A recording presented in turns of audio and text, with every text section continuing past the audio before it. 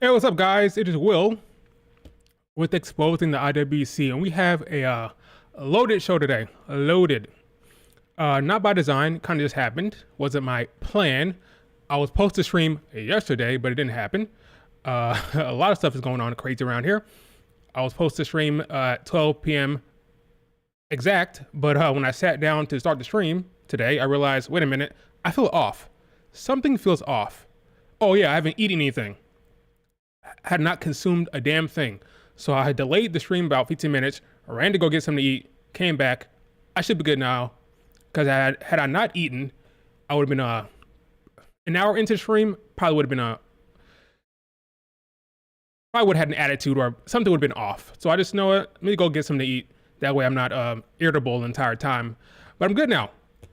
We have a lot to talk about. We're going to talk about what's going on with Smackdown, why the hell is it so boring, or why does it feel so damn mid?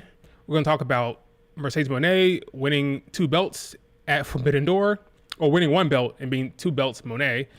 Talk a little bit about MJF's promo. That was very telling. You can tell a lot about what's going on, about the future of AEW based on what he's saying, because he's a smart guy, because of promo. That you pretty much read the tea leaves of what's going to happen with AEW based on that promo alone. And we'll talk about, of course, NXT Battleground and some more shit. We're going to preview that show this weekend, UFC, TNA, NXT Collabo this weekend.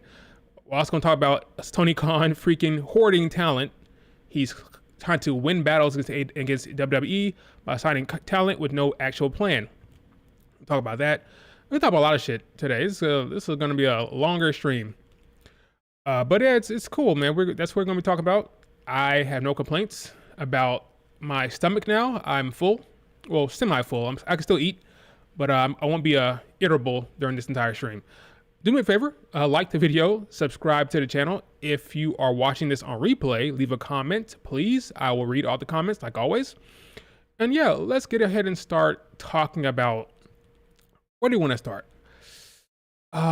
Let's start with MJ. Well, we're going to talk about MJF. Before that, let me send out a link on Twitter because I forgot to do that. Let's see. It won't take that long. About 2 seconds to see. Send out link on Twitter.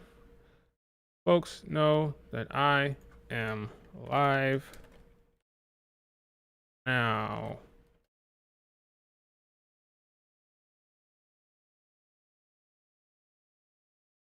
There we go.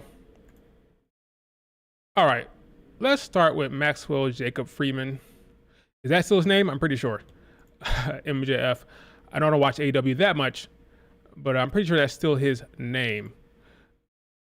Let's start with him. So, MJF. He opened up Dynamite because he returned from his hiatus. I believe he was injured. I've got the injury. He's been out for a minute.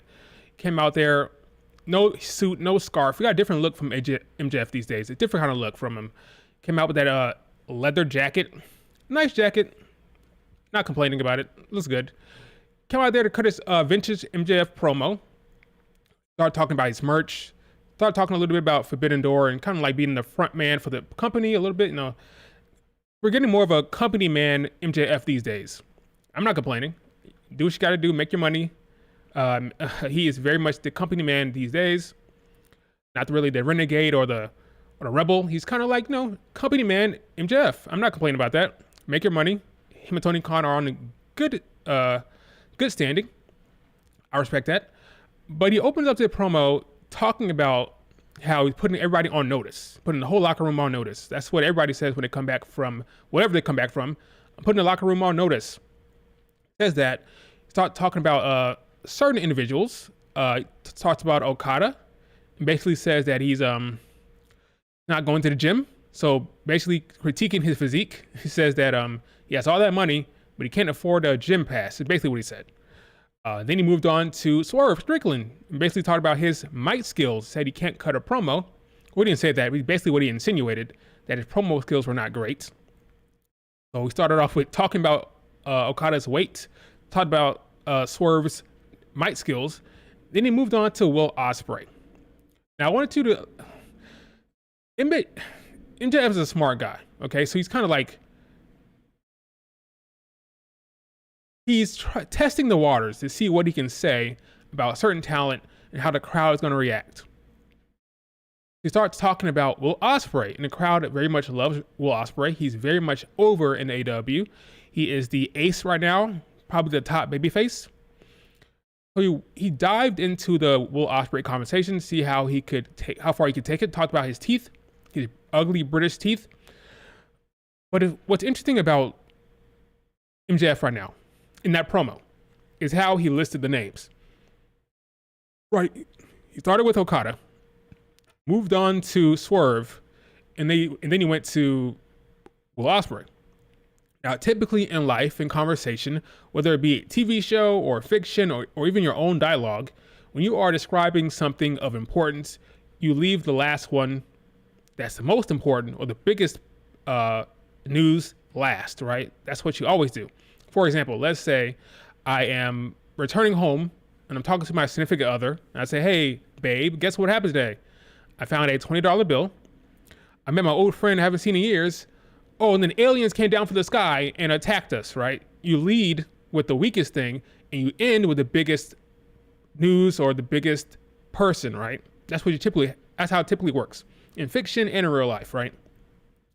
So MJF, being the smart man that he is, right? He told us how he saw these men, or at least how he sees them in terms of the booking. Okada, Swerve, and the biggest head honcho, the biggest tuna, Will Ospreay. Will Ospreay is the biggest guy in the company right now. He's the ace. He's the biggest babyface. Gets the biggest reactions. And MJF knows that, which is why he structured his damn promo that way. What does that mean for Swerve, the champion? Because not only is MJF picked up on it, but the fans had picked up on it. Everybody knows right now, the top guy is Ospreay and not Swerve.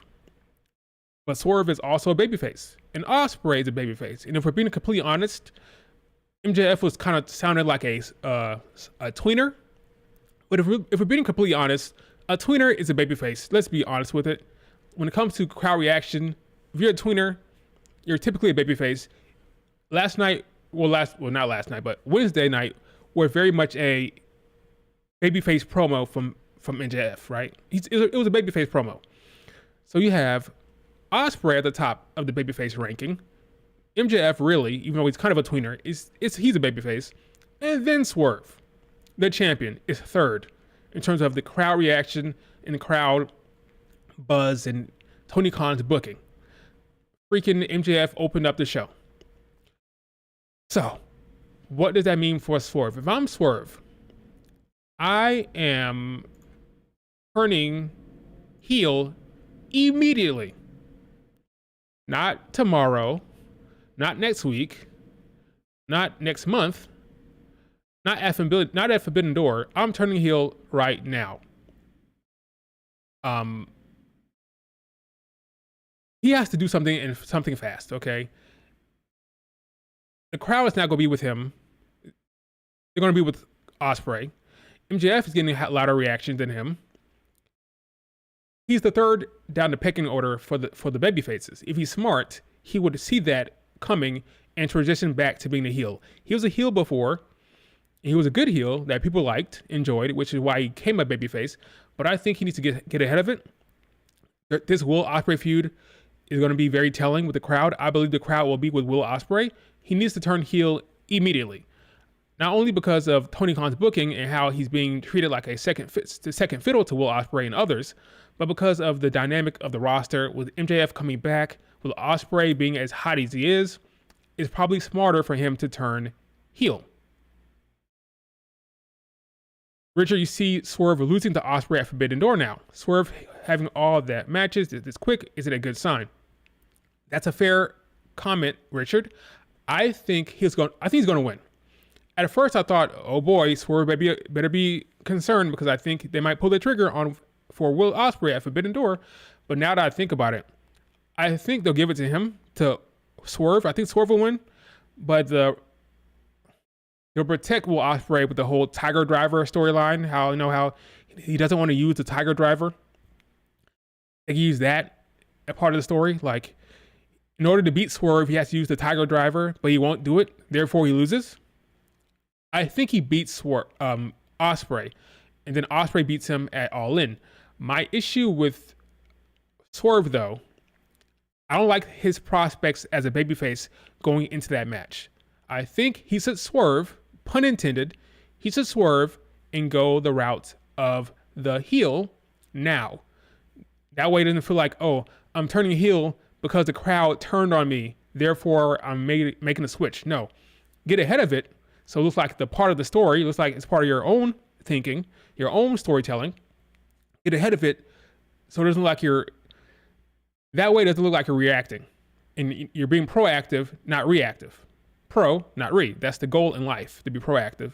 So you get ahead of it now, turn heel, and then it'll look like you were on the ball and it was a part of the plan the entire time. Don't let the crowd side with Will Ospreay ahead of time. I would make the switch. Now, that might not be the route they want to go because Swerve is over. He is popular.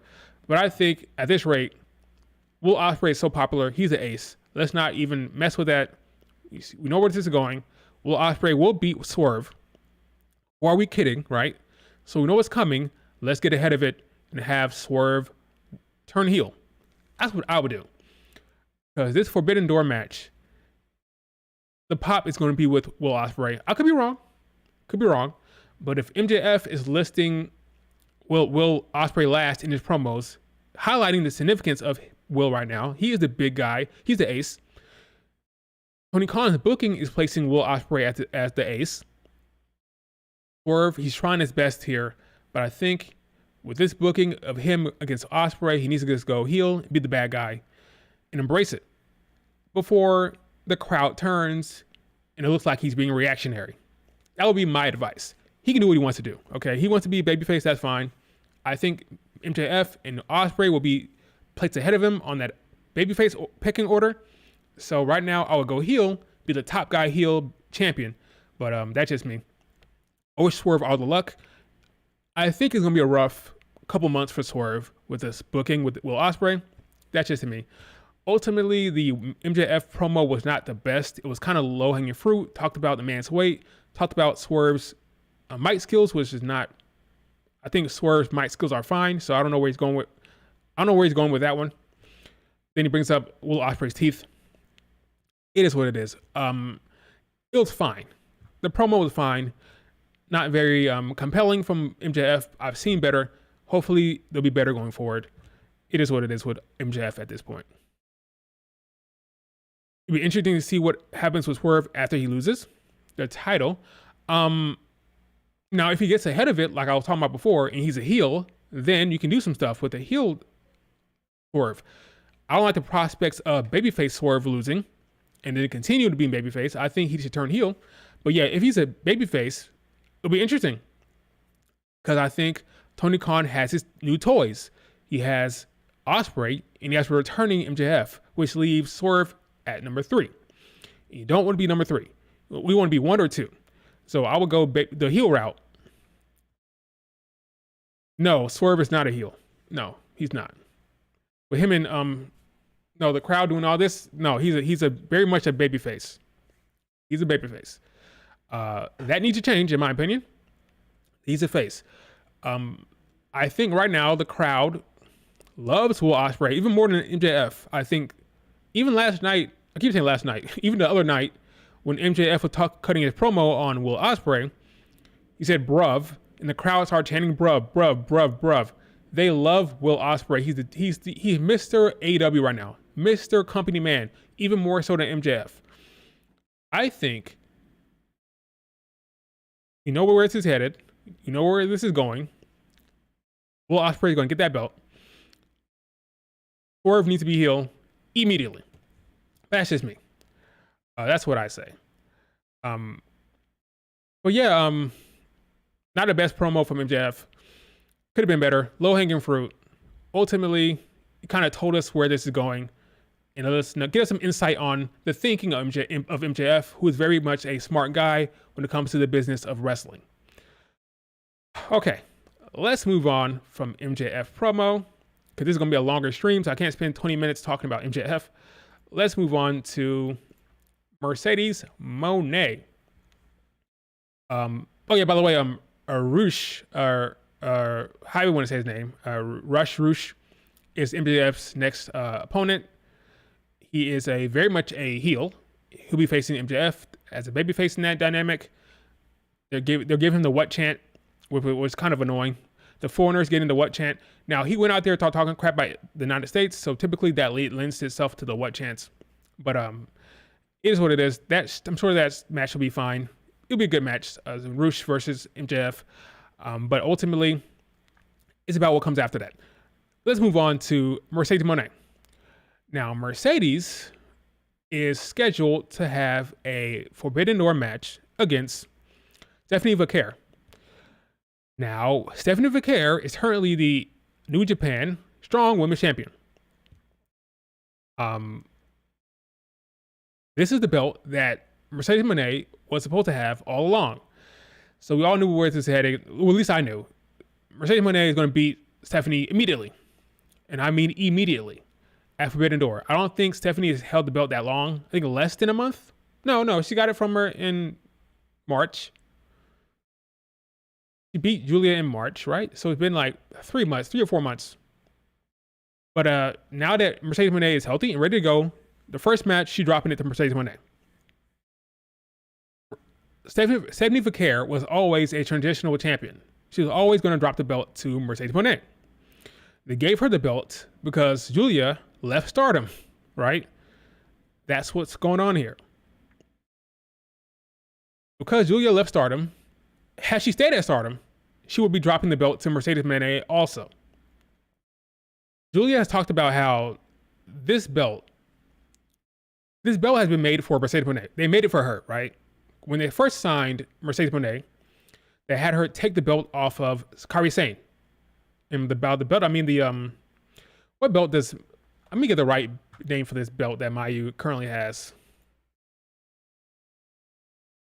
The entire name for this belt that Mayu currently holds. Yep, the IWGP Women's, yep, that's what it is. I knew that's what it was. It's straight IWGP Women's Championship. Yep, that's what it is, straight up. No, I thought I was going to add like a little funky thing on the end of it, but that's it. IWGP Women's Championship. That's the belt that Kairi Sane had. Kairi Sane, we all know Kairi Sane, right? She had that belt. She won it. She was the first champion to hold that belt. Kairi Sane was. Mercedes Moné swoops in off her private jet. You know, she's the big star. Came in, beat Kairi Sane. I think Kairi Sane held the belt for like what? Less than a month? She won the tournament against Mayu and then lost the belt like what? 90 days to Mercedes Moné. And she was not happy. Kairi Sane is documented as being pissed off that she dropped the belt in the way she did, which was part of the reason why she went to WWE. And she debuted or re-debuted in WWE in November, which is funny because once she left, because of Bushiroad wanted her to drop the belt to Mercedes Moné. She did. She was upset by that. And she was upset by how Bushiroad was running things, Stardom and New Japan. She left to go back to WWE in November. Rossy Ogawa talked to Triple H in December. Rossy Ogawa and Kairi Sane are close. Now, I'm not saying that Kairi Sane is the reason why Triple H started talking to Rossy Ogawa. I'm not saying she bridged that relationship. That would be irresponsible. But it's funny to think about it, though. It's funny to think that Kairi Sane is the reason why Triple H is working with Rossy Ogawa because she was upset about her title reign. It's funny. That's not what happened. I'm joking. But it's funny how it lines up. She was upset, went back to WWE. She had a close relationship with Rossy. Rossy started talking with Triple H. She tells Rossy, "We're with you." That's a fact. She said, "We're with you. WWE supports what you're doing." She was upset. Kairi Sane was upset with how that went down. Anyway, so the IWGP title was put on Mercedes Moné. They decided at some point that they don't want that belt to be on a foreigner. They want that belt to be on the ace, Mayu Iwatani. So they put it on Mayu. Then they decided, wait a minute, we kind of want Mercedes Moné to have a belt. She's the top star. We want her to walk around with the New Japan billboard somehow. Let's create a new belt. They created a new belt for this woman. A belt for one woman. That is the New Japan. Oh, not that. The New Japan Strong Belt. Here it is. Strong Belt. Beautiful belt. Purple. Looks lovely. Gold on purple. I like that look. They created it for her and for her alone. They don't want her to have that IWGP belt. Put that on Mayu. Okay, Mayu, you have that belt. We need something from Mercedes Moné. She's too big of a star. You have to have some belt. It'd be dumb for us to have her. This is their thinking. I'm not saying I agree with it, but this is their thinking. It would be dumb to have Mercedes Moné and not have her have some belt. So let's put the belt on Mercedes Moné, this new belt that we created. And famously, notoriously, we know that she never got to hold this belt because she got injured against Willow Nightingale in the finals. This is always her belt. This is the Mercedes Moné belt created for her. So once that went down and she never got the belt because she got injured, they decided, well, we don't want Willow to have the damn belt. Sorry, Willow, you're not a star. According to them, I love Willow. I think Willow is a big star, but they didn't think so. So we need to put this belt on Julia. So Julia had this belt for a minute. But the problem was for Julia that she felt like we know, like everybody knew, that this belt had a big black Mercedes Moné cloud hovering over it because everybody knows that this belt was made for one person. And this person never held the damn belt. So the whole entire time she had this title reign, Julia did, she never felt like it was her belt. She never felt like it was her time, her reign. She never felt like she was making any type of an impact because in the back of everybody's mind, the elephant in the room was, this is Mercedes Moné belt that she never got to hold. And that bothered her. And I understand why it bothered her. It would bother me too. Never really feeling like it was your reign. Never really feeling like your title defenses meant anything because the belt you were holding was not meant for you. And the person that was supposed to hold the belt never held it. So this felt kind of empty and hollow. Like I said, had she not left Stardom, we would be getting Julia against Mercedes Moné at Forbidden Door, where Julia drops the belt to the woman who's supposed to hold this belt the entire time. So that's the story about this belt. Now, Stephanie Vaquer, her stands aren't happy, but Stephanie Vaquer knows what the deal is. She gets the score. She knows that she's a transitional champion. She has to know. She knows that the minute she got this belt, she'll be dropping it to Mercedes when the chance came. And the chance has come. It's over. It's over, Stephanie. I don't know how long her reign has been. Let me see something. Stephanie Vaquer. New Japan Strong Championship. She held that belt for 86 days. Longer than Willow did, but 86 days, right? If I show you this, as you can see, the only reason why Julia dropped this belt is to put it on Stephanie so she can drop it to Mercedes Moné. You see how long her reign is? 9 title defenses. Willow had 2. They didn't want her to hold it. They don't want Stephanie to hold it. Mercedes Moné win that thing, the first chance they get, which is Forbidden Door. And I think Stephanie knows. Now, her fans, I understand her stands, are upset about that. I would be too. But it is what it is. They want the belt that they created for Mercedes to be on Mercedes. I can't fault them. Now, we can talk about how, if it makes sense to create a belt for one person, we can talk about that. But now that it's been created for her, they want her to get the belt as fast as possible. Therefore, she will. The only issue with Tony Khan is that he had to have known this, right? He had to have known that Stephanie was going to get that belt immediately. So by Forbidden Door, she'll be close to 100 days. Yeah, so she'll have, yeah, that's true. Yeah, it'll be close to 100 days.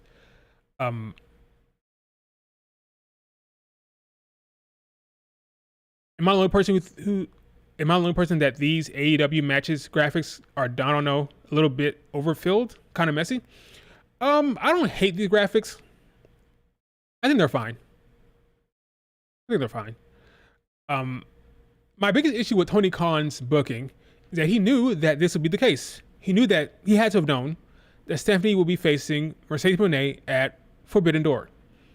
So why aren't you telling a better story? Why?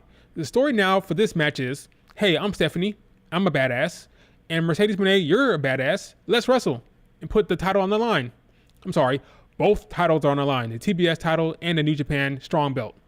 That's the storyline. There's nothing beyond that. We're just two good wrestlers, and we're gonna face each other again. I say again because during the tournament for this belt, right before she lost to Willow, she beat Stephanie. She beat Stephanie to get to the championship where she got injured. Now she had to face Stephanie again to get that belt back.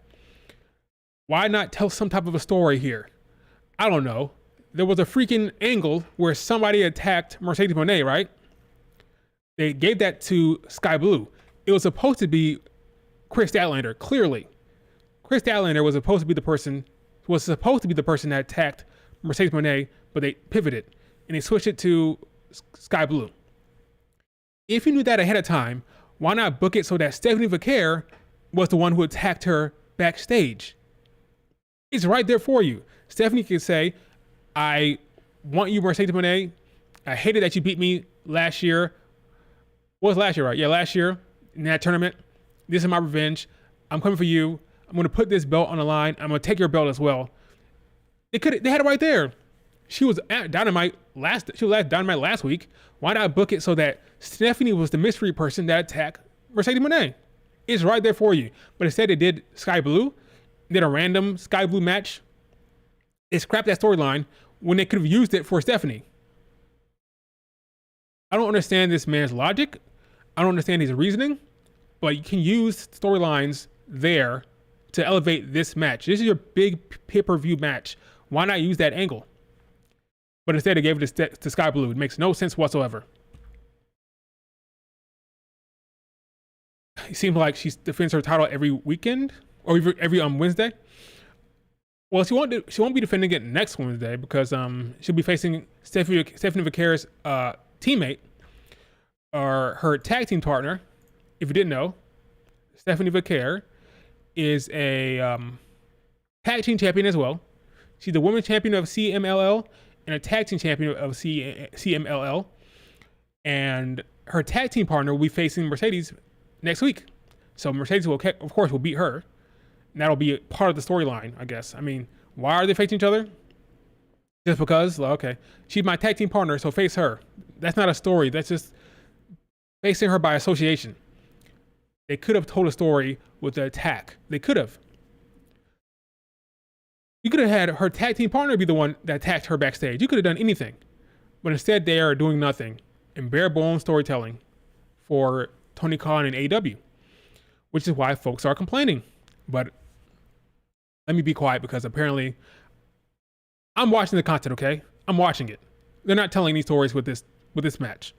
They're telling more stories with the next match than with this one, which is kind of crazy considering Mercedes Moné is a star, or they consider her to be the major star. So why not tell a story here? Oh well, it's not happening. So at Forbidden Door, Mercedes Moné will be 2 belts Mercedes, or 2 belts Moné. So you have that TBS belt on one shoulder and the New Japan Strong belt, her belt basically, on the other shoulder. And at that point, her reign will start and the lineage will actually start, right? You can basically scrap everything that happened before Forbidden Door with that belt. It doesn't matter. It has no weight. Julia is correct. It doesn't matter. The Mercedes Moné black cloud was hanging over that thing the entire time. Now, once she gets it at Forbidden Door, the lineage actually starts. And then it'll matter who she loses to down the line, which will be later on down the line, like forever from now, years from now, maybe. Like I'll probably guess like a year and a half from now, she's gonna hold that belt for a long time. When she loses it now, it'll be a big deal. It'll mean something, and the lineage can then move forward. But because she never held the belt that they created for her, I don't think the lineage starts until Forbidden Door for that belt. So sorry, Julia, Your 9 title defenses mean nothing. Sorry, Willow. Your 2 little defenses mean nothing. At Forbidden Door, the lineage actually start. And for Stephanie, like, it doesn't matter. Sad to say, but that is the case. All right, let's move on. Good thing she'll be wrestling this weekend against Stephanie's teammate. How long do you think she'll hold these titles? A long time. A long time. At least a year. For the TBS title. At least. 2 years, I would not be surprised one bit. I think she'll hold the New Japan belt longer. I mean, Julia held it for 249 days is how long Julia held it. So you can imagine Julia holding it for that long. She wasn't supposed to be the champion, right? She held it because Mercedes Moné got injured, right? If Julia can hold it 249 days, Mercedes Moné will double that. Again, it's her belt. Now, TBS belt, I don't know. I'm not sure about that one.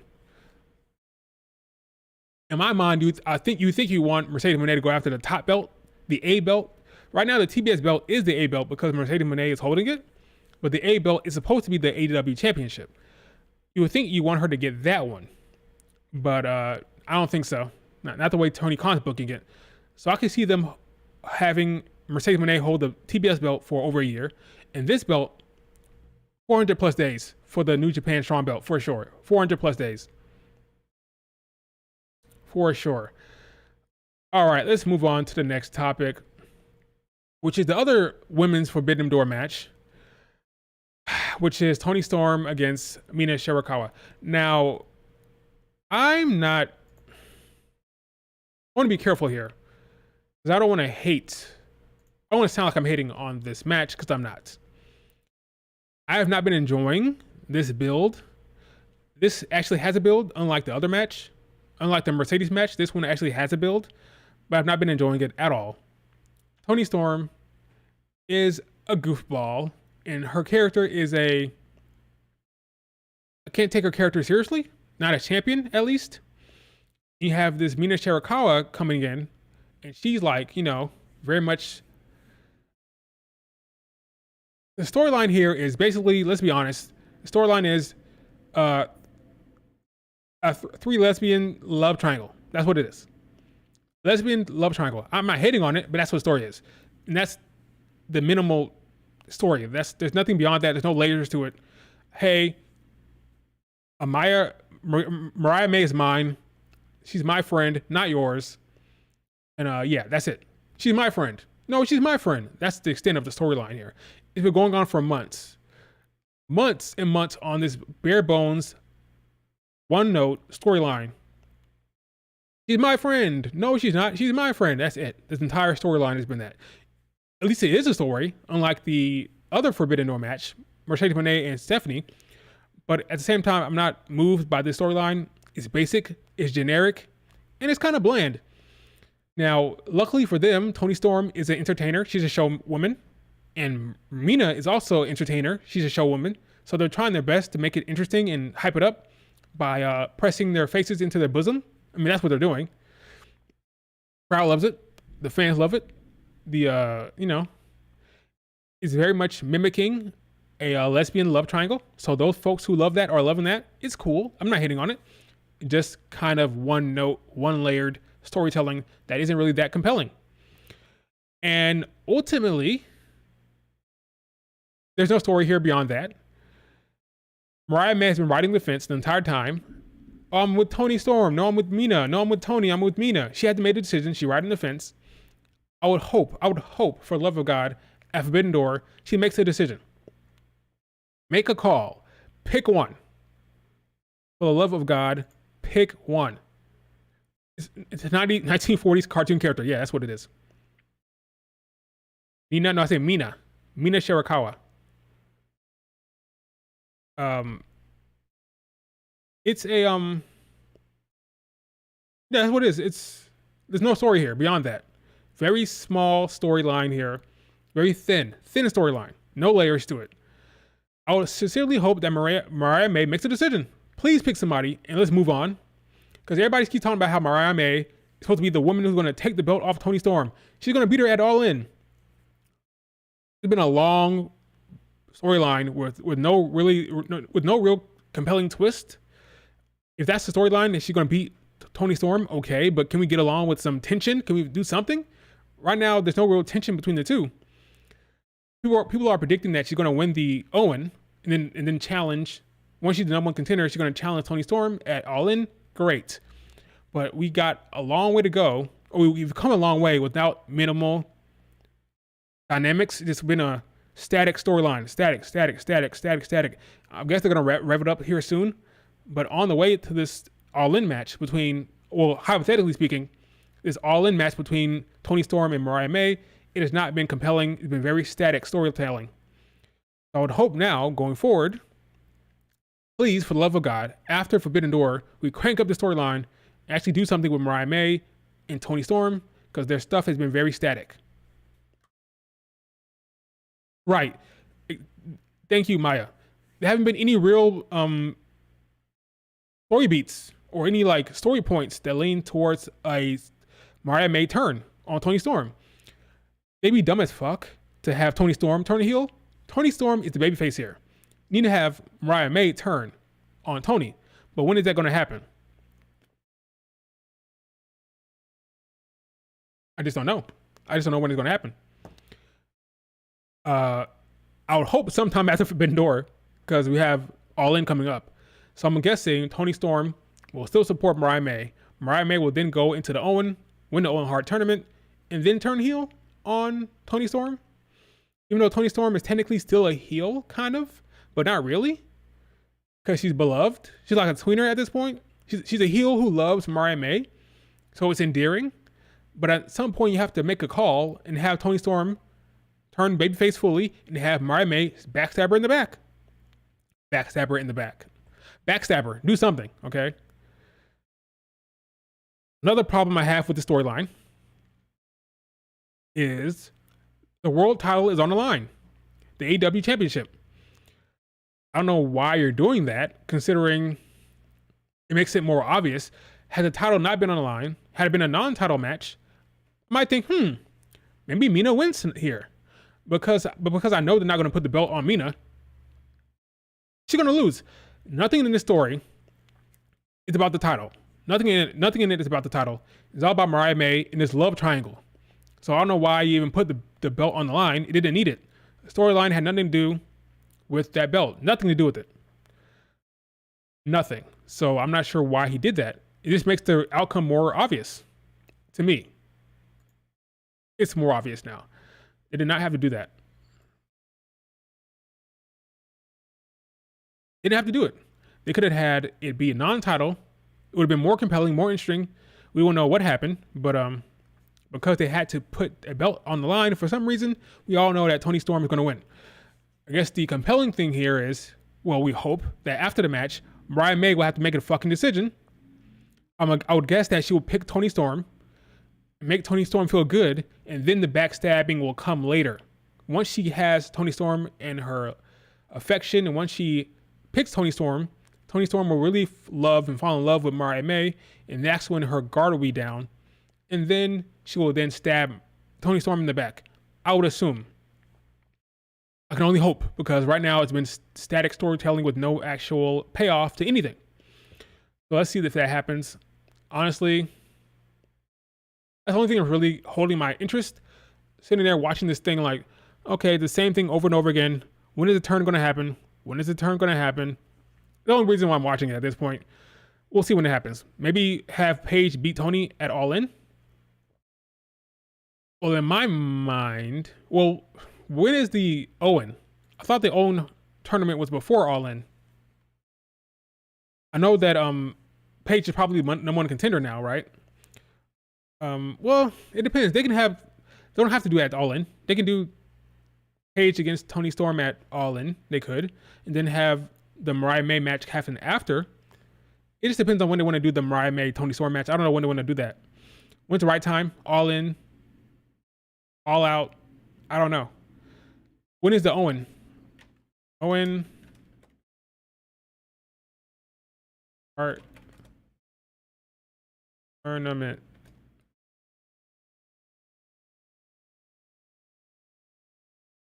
I'm sorry, the Owen Hart Cup. When is that?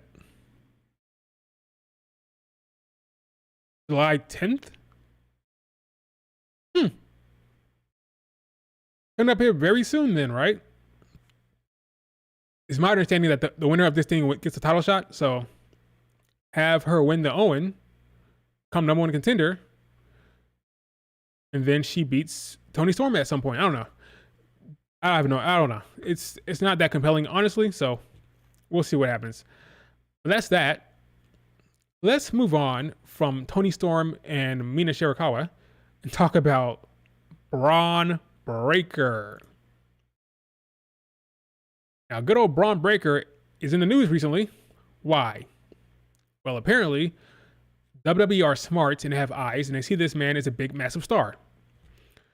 According to WrestleVotes, we're told that WWE has considerably altered its plans for Braun Breaker.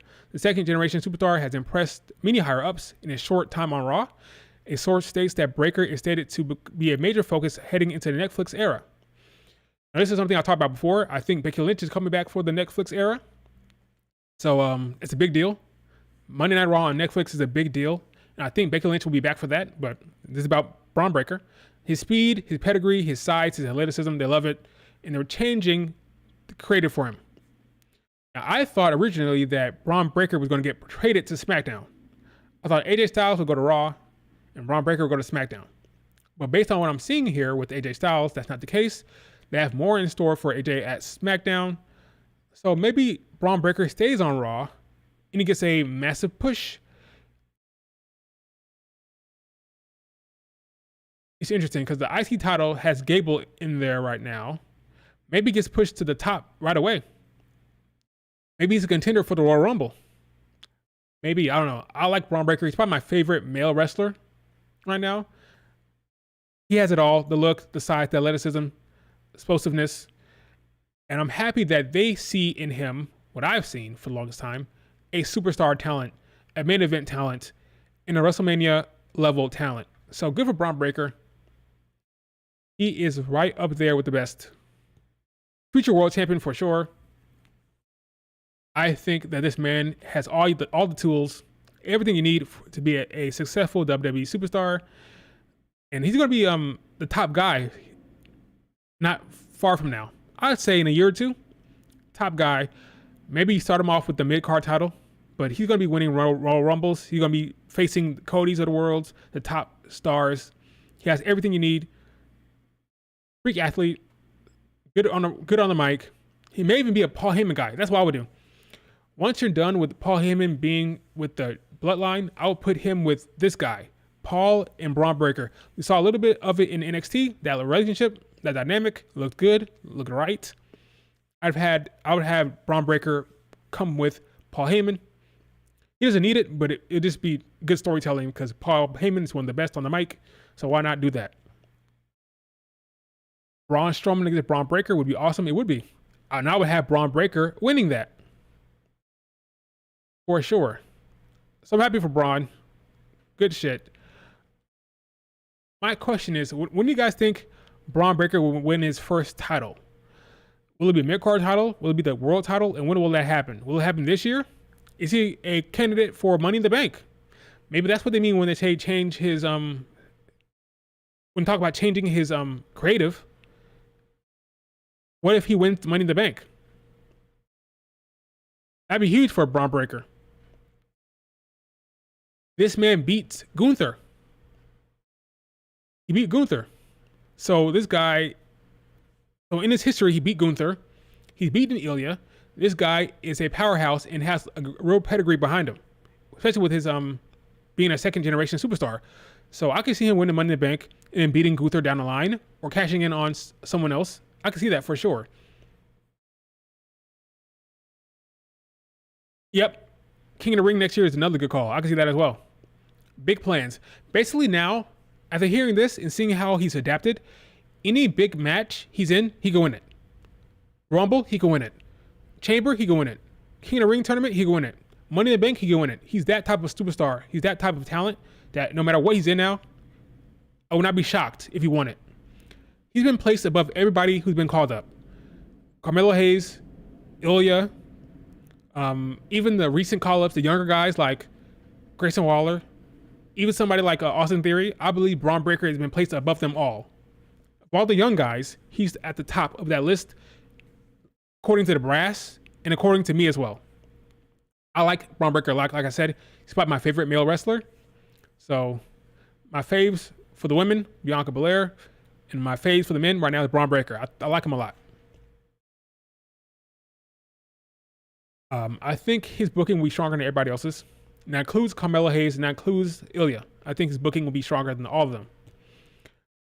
And I like the match he had with Ricochet, where they protected Ricochet. Ricochet got a lot of offense in. Ultimately, Ricochet lost, but they protected him. He looked good in that match. So I like how they're booking him. I'm a fan. Keep it up. WWE, Braun Breaker, 2 thumbs up. I'm loving that. Next year, IC title, David says. In 2 years, a world title. I would not be shocked. Like, nothing would shock me with his booking. He is deserved with how he's performed and how he behaves out there. It's really deserved. Braun Breaker Melo main event one day. I can see that. I can see it. Melo is money, and the future is bright for sure with these talent. All right, let's move on to Camille. Now, if you're not familiar with Camille, Camille is an AEW talent currently who can't get on TV. Why? Well, because Tony Khan doesn't give a shit. See, Tony Khan is hoarding talent. This woman was signed in February. It is June, and she is taken to Twitter for the second time now. I think it was yesterday. She took to Twitter and said, I don't know what the fuck is going on.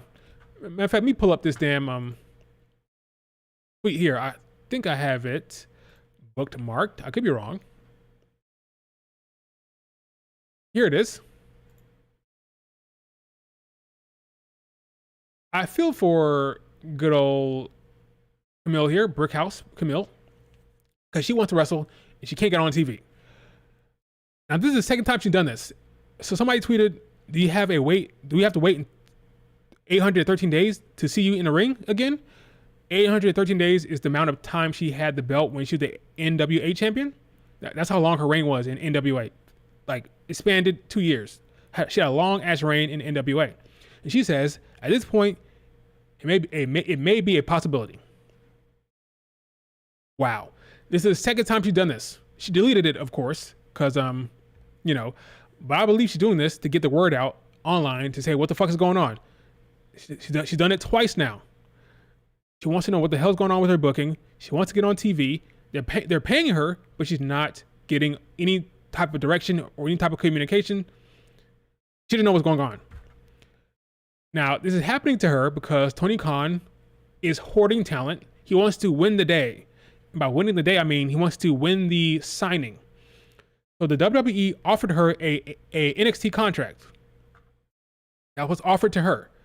Tony Khan knew that and offered her more money and more freedom, right? He gave her a better deal. So I'm not going to fault her for taking the better deal. Some people will say, well, she brought on herself. Oh, well, you shouldn't have signed with AEW. I'm not going to do that, okay? I'm not going to fault somebody for taking the money, taking the better deal in their opinion. I said it before, and I'll say it again. If I'm a female talent, I'm staying the hell away from AEW because Tony Khan does not care. He's signing talent to save the perception that AEW is losing out to talent. So he's like, okay, I'm going to sign her because the WWE want her, and I'm going to put her aside. I'm going to forget about her. Just signing them and then having them on the payroll without any direction because he wants to win the battle, the so-called battle with WWE to sign talent. He has no plan. So I tweeted out before, attention all talented wrestlers, stay out of AEW. The man has no creative plan or direction. He's hoarding talent to keep him away from competition. That's what he's doing. Look at Camille. Look at Megan Bayne. We'll talk about Megan Bayne in a second here. If Camille was in NXT, she'll be featured a lot. She has a presence in a size that you don't see that much in NXT right now.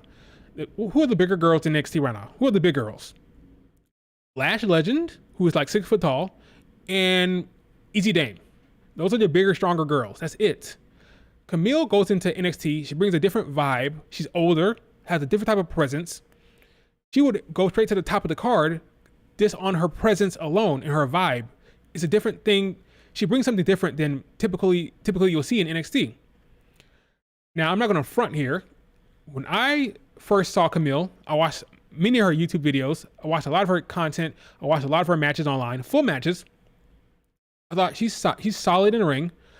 I actually thought that her wrestling partner in NWA, Maddie Rankowski, aka Ren Sinclair, was a better fit for NXT. And as you can see, WWE signed her. She's in NXT right now. I actually thought that she was a better fit. I had Camille going to TNA when she's a free agent, but who cares what I think? I'm just a nobody on Twitter and YouTube. The WWE liked her and offered her the contract. That's all that matters. They wanted her. They offered her the NXT contract, and she went in a different direction. Again, I don't blame her. When you look at those two deals, and you see the amount of money, and you see the other benefits, I can understand going with AEW. But now it's biting her in the ass because Tony Khan does not care. He doesn't sign people with any type of plan. He signs them to beat the competition, keep them away from WWE. And once they get here, all right, you go sit home. I'll call you when I'm ready. And he forgets. He just forgets, okay? I feel for Camille because she is out here tweeting like this to get attention. She knows what she's doing. She knows that this will get attention. She knows people will pick up on this. She's putting it out there so people can pick up on it and ask the question, what the hell's going on? And maybe Tony Khan, who lives on the internet, can then put her in a damn match, you know?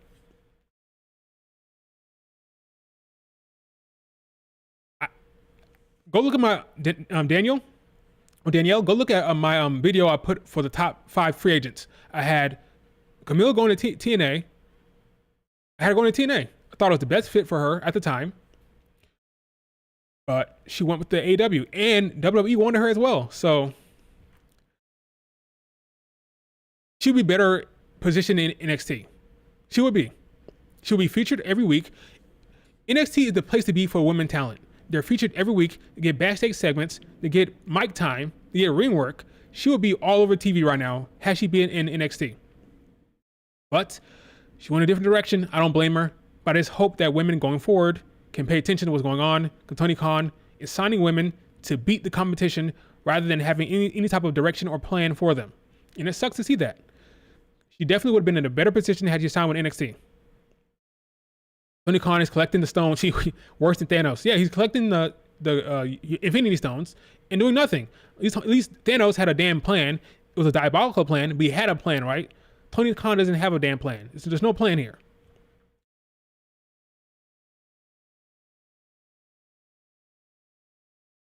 WWE would have featured her at least. She would have been featured.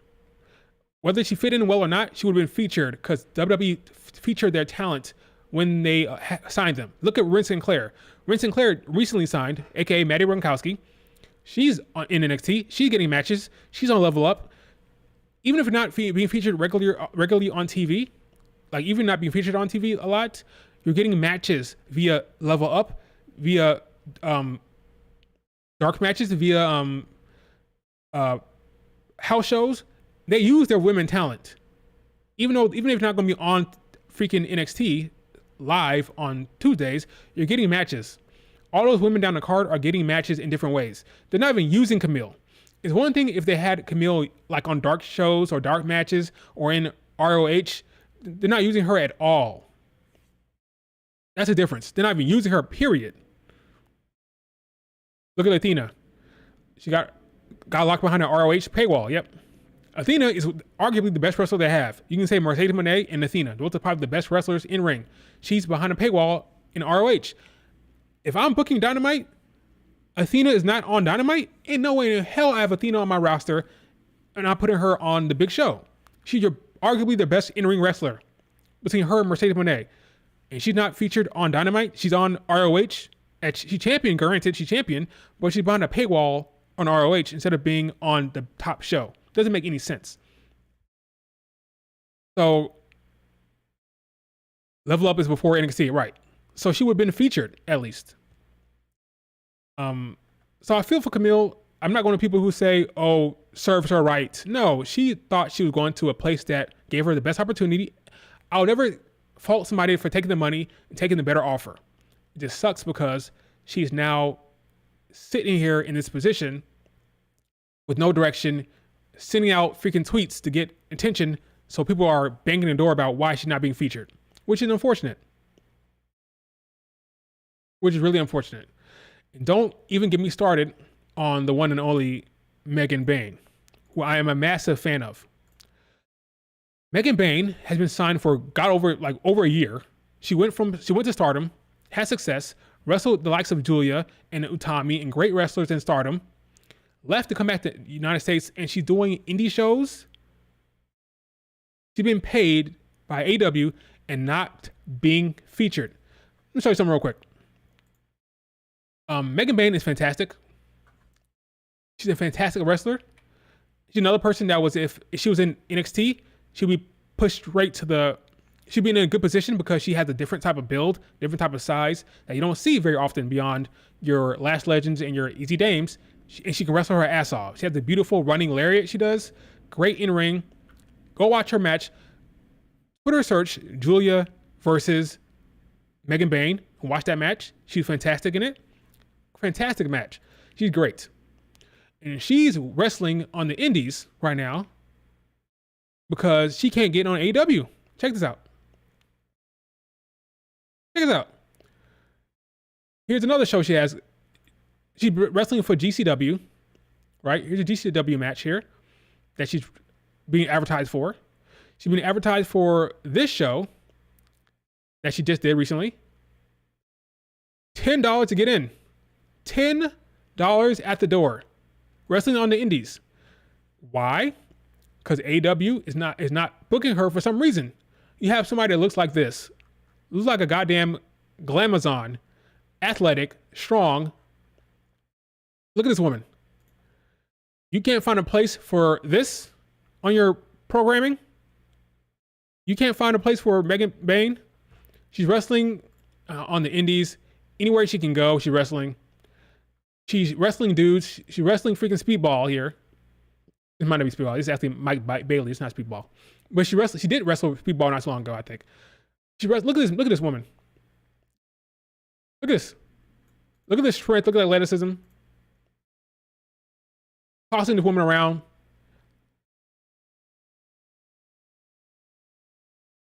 She's just balling out there in the streets. She's balling out there with no direction from AEW. At this point, I am convinced that she wants out. I have no inside information. I have no inside information on Megan Bayne. From what I'm seeing, just reading the tea leaves, I think she wants out of AEW right now. They don't have her. She's not really beating down any doors. She's doing her little indie stuff.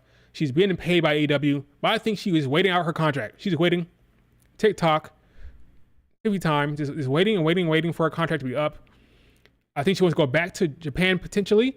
I think if WWE would be stupid not to reach out to her if she has if she's a free agent.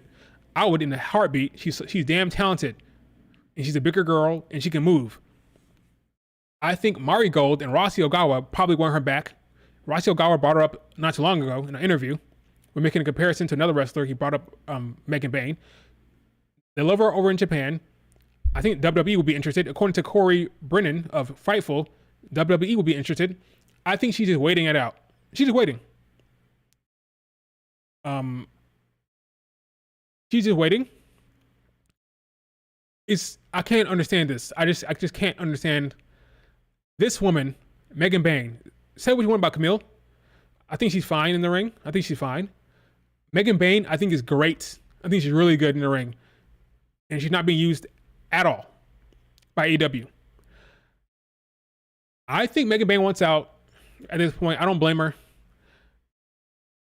I can't make sense of it. They can't find a place for this woman. And I think it's because Tony Khan Tony Khan doesn't have a plan. He doesn't have a plan for this woman or anyone else. He signs these people, have them on the roster, puts them to the side and say, oh, we'll get to you if I can get to you. And then forgets about them. You can't find a place for this woman? Makes no sense.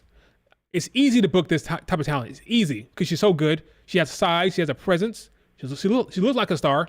Looks like $1 million. You can't find a place for Megan Bayne. Come on. Tony Khan is hoarding talent. He's keeping them away from the competition. That's what it is. Wrestling the freaking indies, wrestling at GCW, no direction, no conversations, no hope. Because Tony Khan does not care. AEW and WWE both have a problem with they need to fix too many damn people. They have rosters that are bloated. You can only give too many people TV time. In WWE splitting shows in 2 nights. Well, I think the AEW would be better off with split shows, but they don't want to do that. They should have a roster for Collision and a roster for Dynamite, but they don't want to do that. They've given up on it. They scrapped it. That's not going to happen. It's not going to happen. It'd be better for the talent because their rosters are bloated. I think AEW's roster is way more bloated than WWE for sure. Way more bloated. Now, WWE has talent going down to NXT. NXT women are getting featured. It's not even comparable when it comes to women's division. Women are better off in WWE, in my opinion, than in AEW. Okay, 1, because of split shows, and 2, because NXT, the women division, is thriving. You could argue that TNA and WWE have the best, in terms of booking, the best women's division. That can be debated. Megan Bayne deserves better, for sure. He's just hoarding talent. I don't think it'd be debated at this point. It can't be debated. Who are my top 5 women overall in wrestling right now? Boy, that is a tough one, my friend. Top 5 overall. Here's the thing. I haven't watched everyone. I'm gonna give a rough top 5. Not my exact top 5, but a rough one. Bianca Belair. Mayu Iwatani.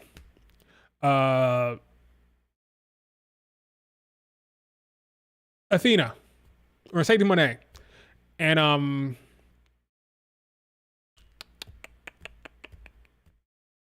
someone else. I would have to actually think about it. It's tough. Yeah, I would think about it. I'll rain check. Yeah, that's a rain check. Yeah, you can throw Rhea in there. There's so many you can throw in there. Rhea. You can say Utami. You can say Julia if you wanted to. You can put Charlotte Flair in there. It's hard to when you talk about the entire world. It's hard to come up with just 5 with the entire world. If you ask me the top 5 in WWE, that's different. Becky, another one. You throw Becky in there. And what are we talking about? We're just talking about in ring, or we're talking about mic skills and talking about the entire package of superstar. There's a lot of stuff to consider. So yeah, a rain check. That's a rain check. All right. Io. Now look at this person says Asuka's infinitely better than Belair. I disagree, but that's his opinion. Like there's so many ways you can go with this. Top 5 in the WWE. Taking in the entire package, promo, presence, star power, in-ring. The entire package. Belair, Rhea, Bayley, Charlotte,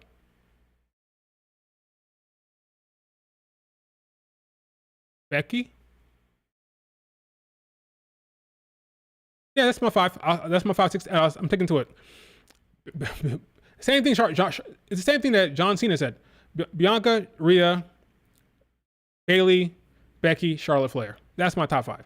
Can you throw in Io? Yes, but the problem with Io, just in a ring, Io's arguably top 1 or 2, right? But the promo, the storytelling, the in-ring psychology, that's not her fault, right? But it's a part of it. Like in WWE, storytelling, promo work, that's important. Just in-ring, Io is arguably number 1, right? Arguably. But if you're taking account the entire package, can't have Io in the top 5, I don't think. That's where it gets tricky. And stands get upset. But I love Io. Definitely top 5 in ring. In the world, potentially. Top 5 in the world in ring, Io Sky is. All right. Let's move on. Mine would be Bianca, Io, Charlotte, Rhea, and Becky. That's good. That's a good lineup. That's a good lineup. I can see somebody putting Io over Bayley. I can see that. Like, there's no wrong answer. It's just all like, There's interchangeable people in top 5 in the WWE for sure. But post your top 5. Post your top 5 in the chat. So you said Deja, you said Becky, Charlotte, Asuka, Bayley, Bianca. Maya says Io, Rhea, Charlotte, Becky, Bianca. There's no wrong answers here. I like all those right there. I like them all. But yeah, it's tough. It's tough. It's the entire package, right? Not just athleticism, not just might work, not just storytelling. It's the entire package. That's what makes it tough, right? Bayley threw shade at. When did she not throw shade, Pedro? Bayley throws shade at Bianca every chance she gets. Every chance, but Bianca's in the wrong for not liking Bayley in kayfabe, right? They love each other in real life. Like, they love each other. Bianca has put over Bayley big time. She says Bayley's the number one reason why she's a wrestler. She's the number one reason why she's the wrestler she is today, because of Bayley. Bayley helped her out so much. Bayley loves Bianca as well. But in kayfabe, Bayley's always shitting on Bianca. I think it's funny. Oh, she mentioned her first on Instagram. I'll go see that later. Or now. Let me see. Bianca Belair. Instagram. Probably on Twitter. Probably my best bet. Because Instagram gives me trouble. Because I don't actually have an Instagram account. Let's see. Is it in her... Is it in her IG story? Oh, here it is. I see it. If only Billy could be this good. They love each other. What did Bayley say? Why won't it let me go to Bayley? Here it is. What did Bayley say? I bet I could juggle and slap you at the same time. That's actually funny. It is funny. Oh, it's funny. They love each other. That's funny, yeah. Bayley's hilarious. She's hilarious on Twitter and Instagram. She's funny as fuck. I'm not gonna lie. Sometimes unintentionally, she's hilarious. All right, let's move on to Battleground. NXT Battleground. This is a big NXT show, folks. A big show on the weekend. Massive match. We'll end with Smackdown. We'll talk about Smackdown after this. This is the big show for NXT on the weekend. Big, massive show in UFC's Apex Arena. Why is it there? I don't know. I think it's kind of dumb. Yes. Is that venue going to work for wrestling? I don't know. I guess we'll find out in real time. It's a small venue, a little bit bigger than a PC. I don't know why they're doing it there. But that's the decision they've made to have the damn event in the apex of UFC. So it should be an interesting show. Yeah, it's a lot of good matches. We're gonna go through all these matches and see what we think about the outcome. Let's start with we'll start with a triple threat. Big match. Obafemi, Wesley, and Gallus himself. I don't remember his name. That's how much I don't care about Gallus. What's the leader of the Gallus' name? The leader of Gallus, what's his name? I don't remember it. Unfortunately, no offense, I can't remember his name. But this is going to be a good match. I love triple threat matches. My favorite type of match, triple threats. My favorite. They get creative. They are intricate. I just love triple threat matches. It's my favorite type of match. No DQ as well. You can really get fun and creative with these type of matches. I got Obafemi retaining. Probably pin the Gallus guy, whose name I can't remember for some reason. I think it's good to see that Wesley is back, coming back from that injury. Came back ahead of time. Love that for him. But I got Obafemi winning. There's no reason to take the belt off of Oba right now. He's cooking. He's a popular, bigger guy. Makes sense. Obafemi retains. Let's move on to the next match, which is like no complaints there, right? No No complaints, no disagreements there. Obafemi retains.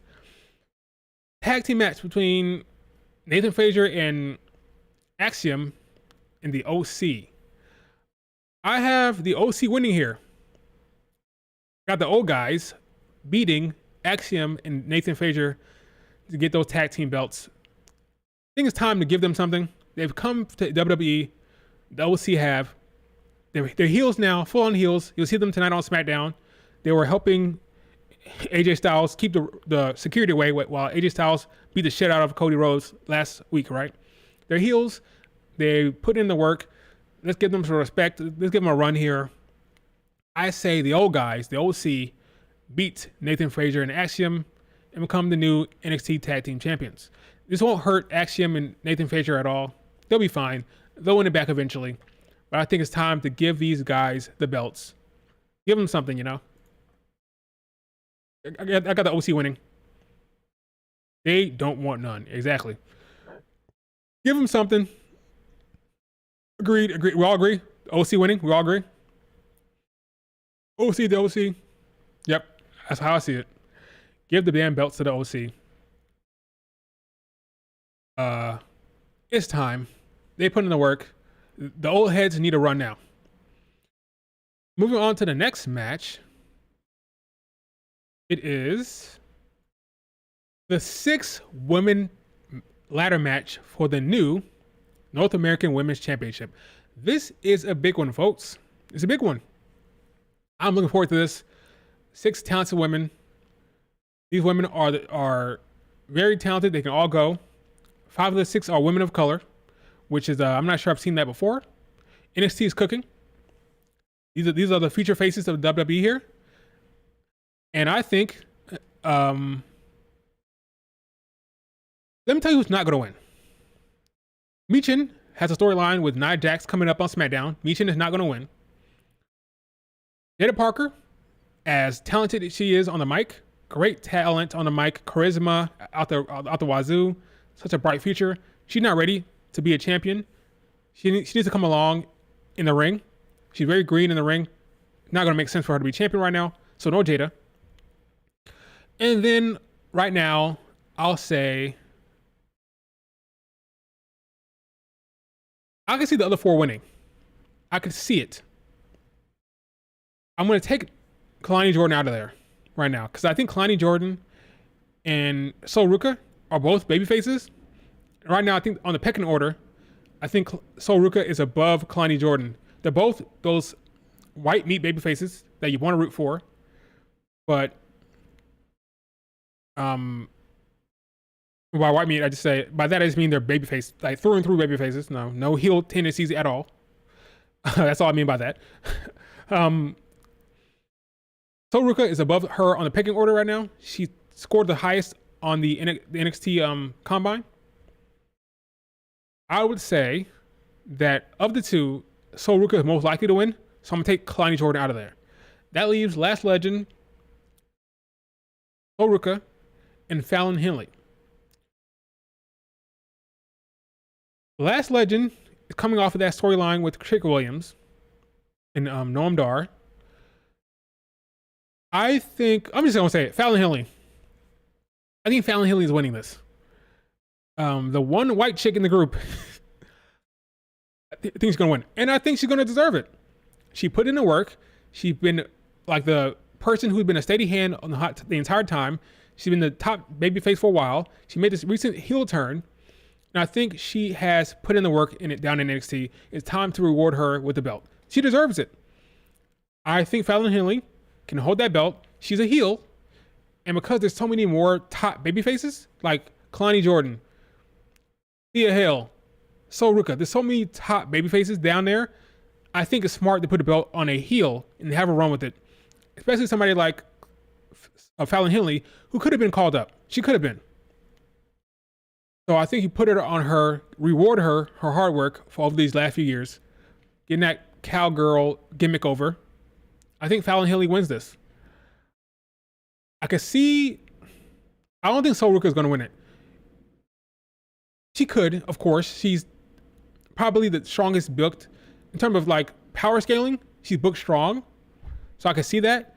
But I think with this ladder match, I think a heel will win it. I think Kalani and Fallon Henley are going to have feuds going forward. I think Sol Ruka is not going to win it. She could, but right now I say Fallon Henley number 1, Sol Ruka, Lash, Kalani, Michin, Jada. Fallon doesn't feel like a top star. I would agree with you before, but I like Kalani. I like Fallon Henley a lot recently. I've really been coming along with her, and I've been enjoying her work. I think she can talk on the mic. I think she can go in the ring. She has some size to her. She can move well. I like Fallon Henley. I've been enjoying her work more often recently.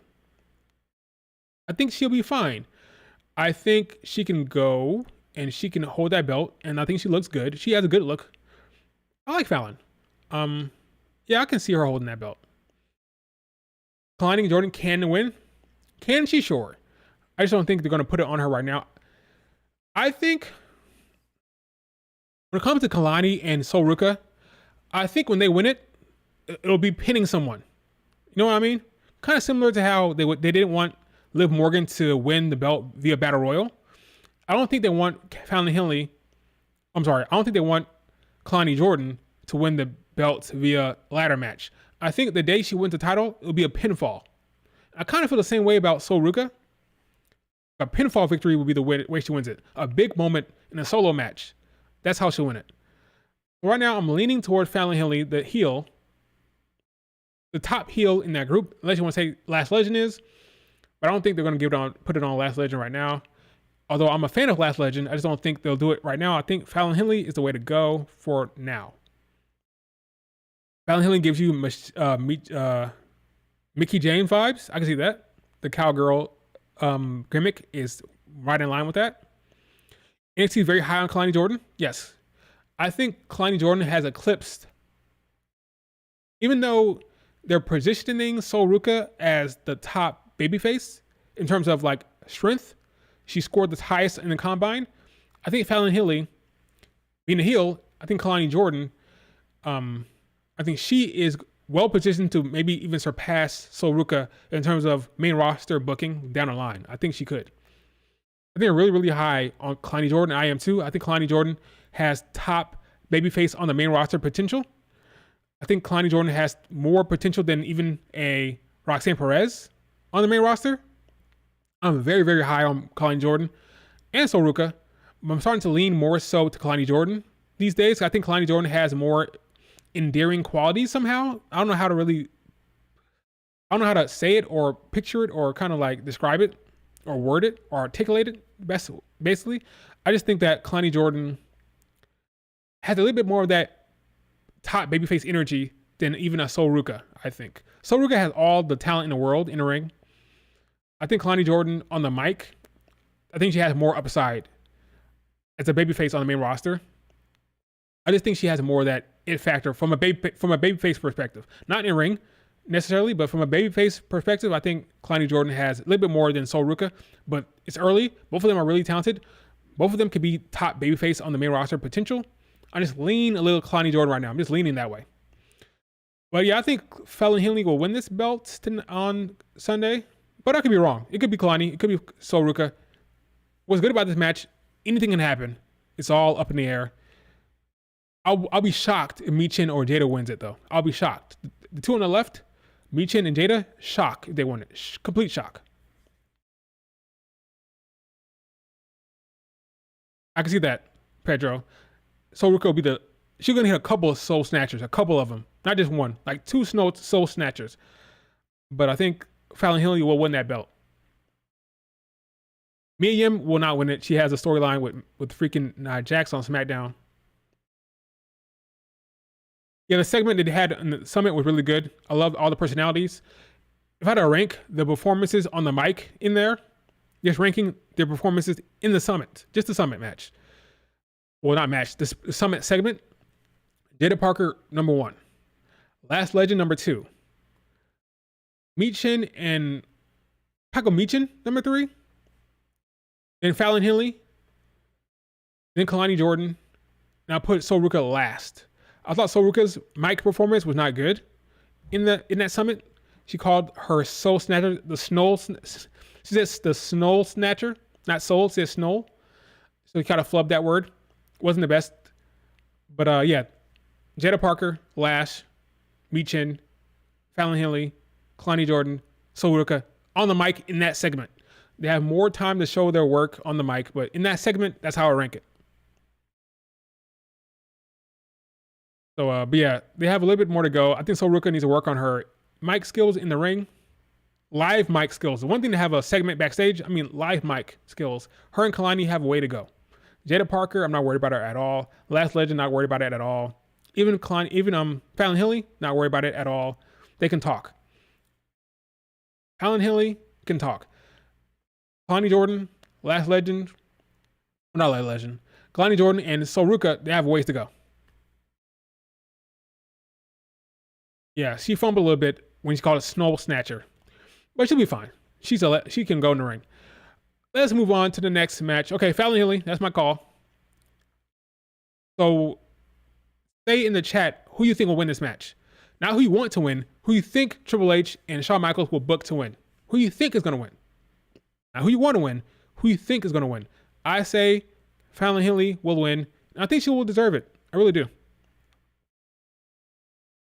Let's move on to the next match, which will be, oh yes,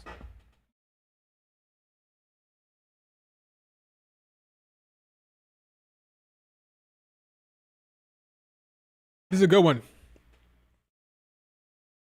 This will be a good one. Lola Vice against Shayna Baszler. Now, Fallon or Soul. Gotcha. Yeah, that's probably the best bet. Top babyface, Soul, and then Fallon. Those are the two. Top babyface or top heel. Vince used to bury people. They mess up on the mic. Fallon Henley is going to win. Soul should win. Okay, gotcha. All right, let's move on to Lola and Shayna Baszler. I think Shayna will win. Why? Well, Shayna is a main roster star, and she's also a cage fighter. It'd be one thing if she was a main roster star, but not a cage fighter, but because she's both, she's the ultimate WWE cage fighter, like the ultimate number one. You think about transitioning from MMA to WWE world, Shayna Baszler come to mind, her and Ronda, right? I don't think you can book the baddest woman, Shayna Baszler, to lose to a NXT call-up. Not call-up, but NXT talent. I don't think so. I think you have to keep Shayna Baszler strong here. She had the match later on with Zoe Stark against Bianca and Jade. That match is going to happen, I think at Clash of the Castle, we're going to get a triple threat match, a triple threat tag match between the Unholy Union, Shayna, and Zoe against Bianca and Jade. I think that's going to happen. Let's keep Shayna Baszler strong here. You're not going to have any problem having Lola lose, because Lola losing to another cage fighter. Again, if Shayna Baszler was not a cage fighter, it'd be one thing. But Shayna Baszler is a cage fighter herself. She's an MMA fighter herself. This is her type of match. I remember the match with Lola had against Natty. That match went to the wire against Natty, and Natty's not a cage fighter. So we're talking about NXT Underground, and she almost lost to Natty in the Underground match. So why would she beat Shayna Baszler in an Underground match? I think you need to keep Shayna Baszler strong, whether it be a Underground match or a blood sport match for like GCW. I think Shayna should win those matches. So I have Shayna winning a war, because both of them are cage fighters. So I think that cancels each other out. So now you give it to the main roster star. I think Shayna should beat Lola. Would I be mad if Lola won? No, I would not be mad. But I think Shayna, after a dogfight, a complete dogfight, a war, a battle, Shayna should beat Lola Vice, I think. Lola just beat Natty in the same type of match. Now you have her beat another one, a cage fighter in the same type of match? No. She can lose this one. It's fine. Lola should lose. She'll be fine. There's no shame in losing an Underground match to Shayna Baszler. There's no shame in it whatsoever. Shayna should be winning these matches. She beat Ronda. She beat Ronda in an MMA style match. can't have her beat Ronda in an MMA style match in the WWE and then lose to Lola Vice. I don't think so. She has to win. I'm a fan of Lola Vice. I think she's awesome. She's fun. I think she's great. A great personality for WWE. But I think Shayna Baszler has to win this match. I think it'd be silly. Honestly, I think it'd be silly if she lost to Lola Vice at this stage.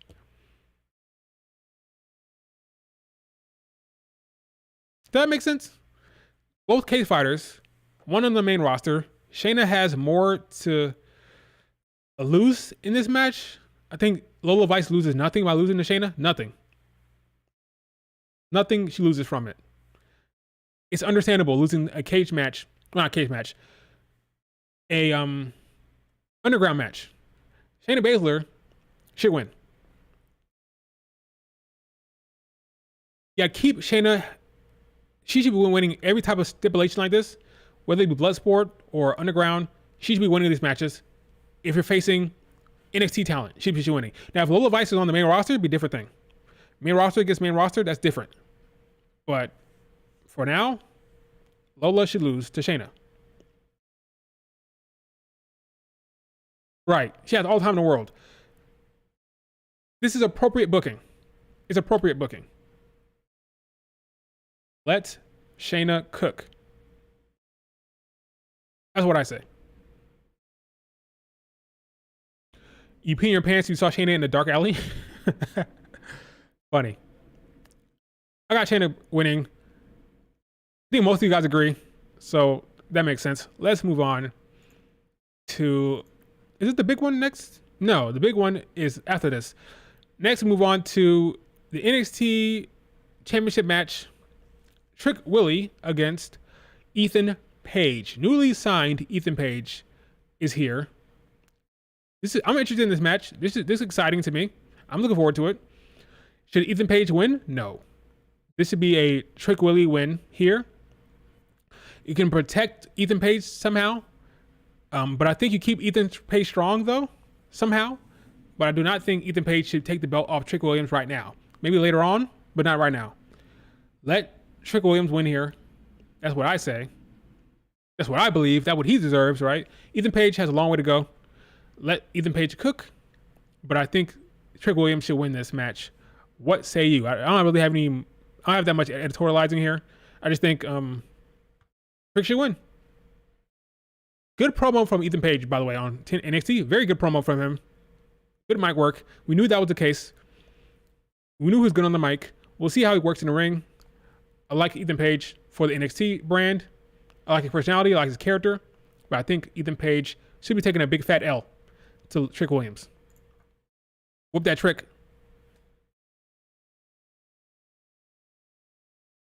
Yep, whoop that trick. Yeah, I don't think there's really much discussion here. I think Ethan Page should lose to Trick Williams. What say you? You agree? See, Pedro agrees. Yeah, I think he should lose to Trick. Straight up. No ifs, ands, or buts.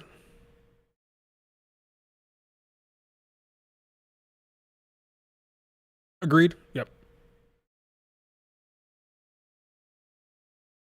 Whoop that trick on all ego. Yep. Agreed. All right, let's move on to the last match, which should be the main event. It had better be the main event, in my opinion. It'd be stupid for them not to be the main event. In fact, I look at the NXT Battleground website here. The first thing you see, go to NXT Battleground.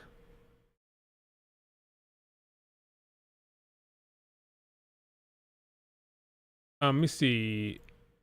NXT Battleground. Well, it was. It'd be dumb if they changed it. Here you go.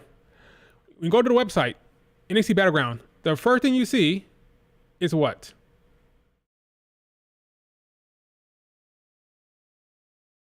This match is the top match on the card according to this visual here, right?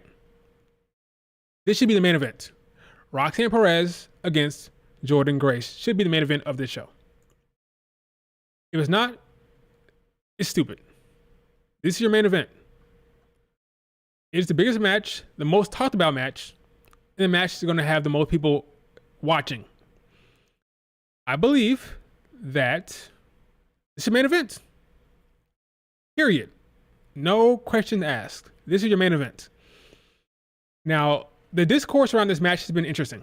Very, very interesting. The discourse here. There are folks who believe that Jordan should win this match. They think Jordan should flat out win it. I think those people are crazy. I disagree with those folks. I think she should lose. But there are those who really believe that Jordan Grace should win this match. Roxanne Perez has to win here. I think she needs to win via hook or crook. You can protect Jordan Grace by having Roxanne cheat, but I think Roxanne needs to win this match. Why? Well, first of all, Jordan Grace is on a 3-appearance contract right now. She appeared once on NXT. She appeared for the NXT match she had against Stevie Turner, and then she'll have another appearance at Battleground. Those are her three appearances. That's it. That's her only booked shows for NXT that she has on the books. So after that, they have to create a new contract. They want her to come back on NXT, right? That's number one. Number two, there's an elephant in the room by the name of Julia. You know who Julia is, right? Talented Joshi from Japan. She is a wrestler from Marigold. Beautiful, talented, big star, right? That's the issue here. Julia is coming. She's coming. Okay? Just like, so if you have Julia coming, I don't know why you would take the belt off of Roxanne for any period of time. Roxanne Perez, you want to keep her strong. So when Julia comes, she has somebody to beat that is formidable. I don't think it makes any sense to have Roxanne lose the belt, get it back, and then lose again to Julia. Keep Roxanne strong as possible. Whether she had to cheat to beat Jordan, that's fine. Keep her strong, and then have Julia beat a strong, pissed off, angry Roxanne Perez. Because right now, I think the storyline is going like this. Roxanne Perez, her feud is with Ava, right? She has a feud with Ava. Ava keeps putting up talent for her to beat. She keeps having a problem with Ava booking, right? First with Chelsea Green, now with freaking Jordan Grace. Roxanne thinks that Ava is working against her. That's the feud. Ava, Roxanne. Ava brings in Julia after this match as the ultimate trump card. Roxanne loses. Roxanne blames Ava for the loss. Like, you're working against me. You wanted her to beat me. I wasn't prepared for Julia, et cetera, et cetera. Roxanne then leaves NXT because she doesn't want to deal with Ava anymore. And that's how you get Roxanne on the main roster. She loses to Julia. She moves up. You do that by saying, I don't like you, Ava. You're working against me. You're not on my side. You're an op, so I'm out of here. That's the story you do. It makes too much sense. And because Julia is coming, it makes no sense for Roxanne Perez to lose again. Twice. So have her beat Jordan Grace. A good match. Competitive match. She can cheat. I'm good with that. Have her cheat. But ultimately, she should stay strong. So the Julia match is a bigger deal. This match is taking place in UFC Apex, right? You want the big match. According to Fightful, they're reporting NXT wants Julia for Heatwave in Canada. I think Heatwave is in Canada, right? Is that where Heatwave is? Heatwave NXT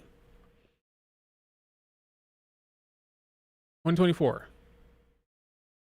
Yes, it's in Canada. So you want that match to have a big show, big crowd, right? That's where you do it. That's where you have Julia beat Roxanne. So, I think it's dumb, silly to have Roxanne lose to Jordan Grace right now. That's just my opinion. What say you?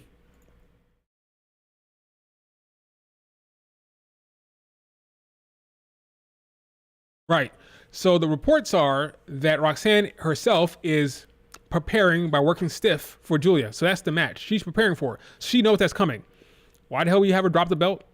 To go to what? To go to TNA and then beat her in TNA to win it back?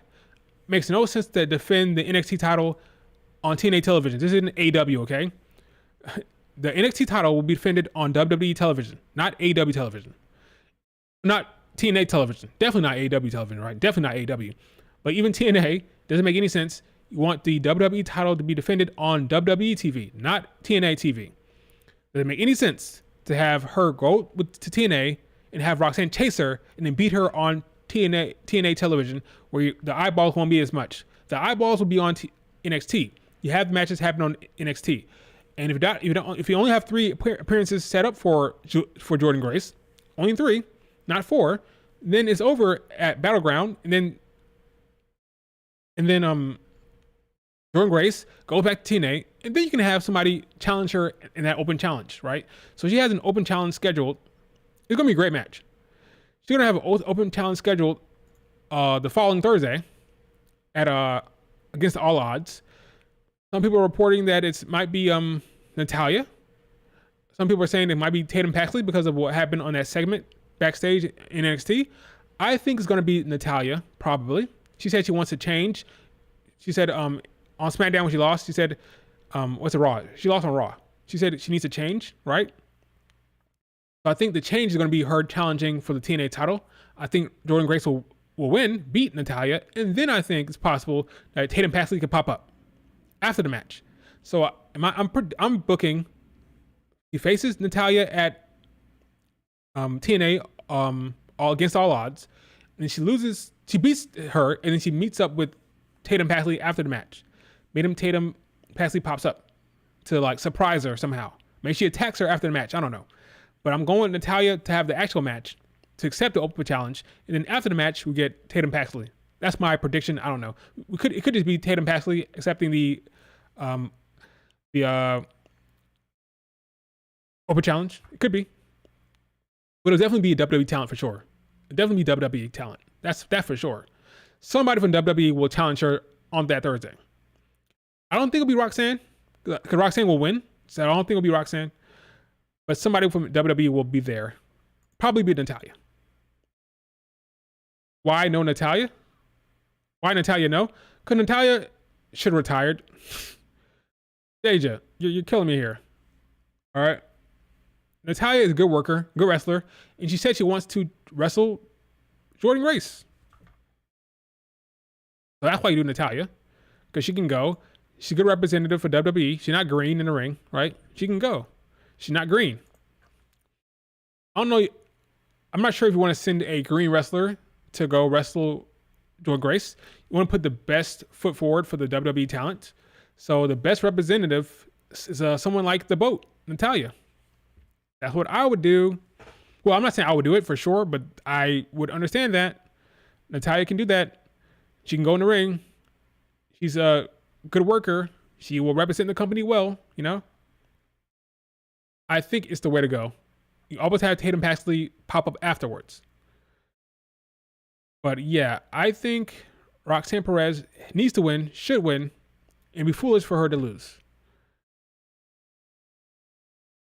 Pull up Jordynne Grace real quick. Pull her up real quick, show you something.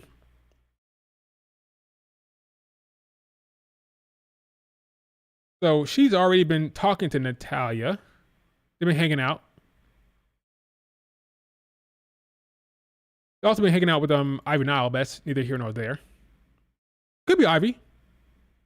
Could be. I think it'll be NXT talent, so it won't be Ivy. I think we'll stick to NXT, but I wouldn't be shocked. So here's Natalya and Jordynne Grace. This could very well be the match.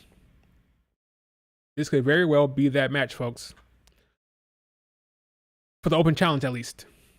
But I think Roxanne Perez needs to win, because Roxanne Perez has a date with Julia, a woman that the WWE is invested in. They're not invested in Jordynne Grace right now. Jordynne Grace is a TNA talent.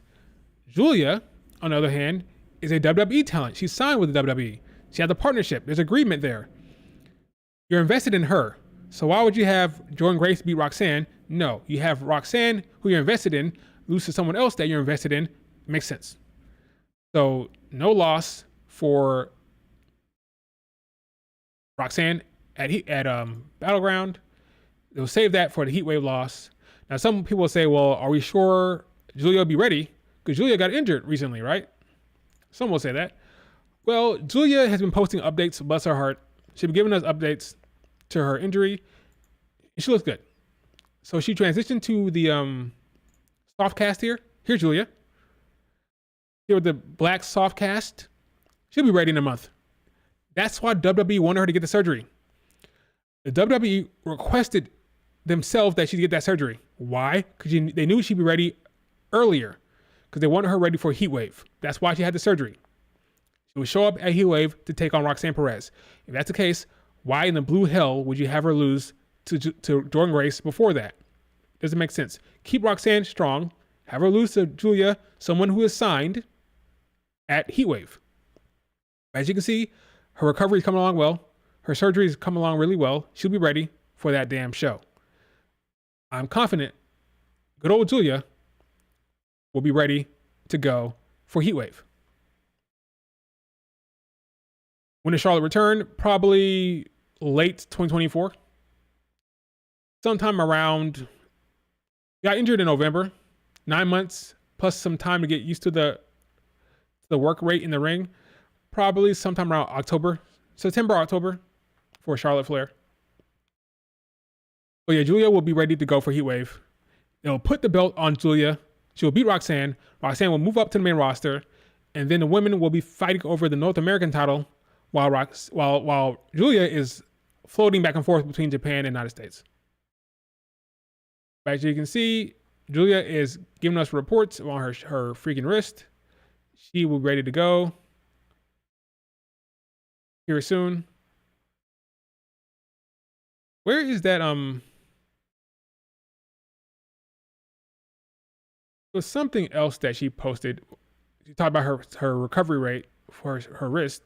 Coming along well. Let me see if I can find it. Here it is. So this interview here she did for the Mari Gold show. She told about her wrist and how it's coming along. And she's talking in Japanese, so you won't be able to understand it. But she gave us an update on her wrist.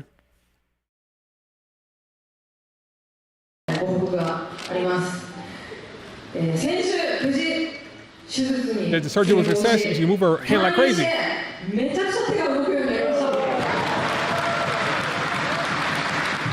She's ready to go. She'll be ready for, no doubt in my mind, she'll be ready for a Heat Wave.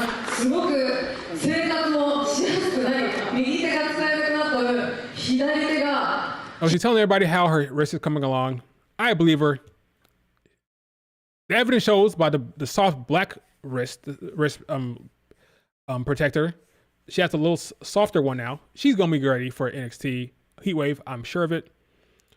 I would not be worried one bit if I was a Julia fan or somebody who's an NXT fan. She'll be ready to go. I'm confident.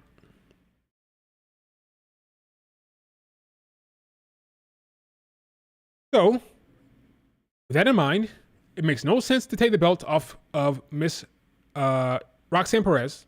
Keep it on her, keep it strong, and then she can lose it to the woman that you are now putting the entire NXT brand on her shoulders, Julia, when she comes later on in July. That makes sense? So, no, Roxanne Perez should not lose to Jordynne Grace. I know some people say it'd be a great moment, a big moment for her to lose to the TNA champion, a big colossal moment that would shake the landscape of the wrestling world, cause all this buzz. I understand that, but there's a plan here. This is not AEW, okay? There's a plan. There's a plan here that involves Julia beating Roxanne. They're not going to deviate and flip just to make a moment. They have a plan, a structure, there's a plan here. There's a goal here. Roxanne Perez putting over Julia. That's the story. They're not deviating to make a moment. Especially when you know like the next week, Roxanne Perez would win it back. You know, I saw some people say, well, Julia can beat Jordynne Grace at Heat Wave.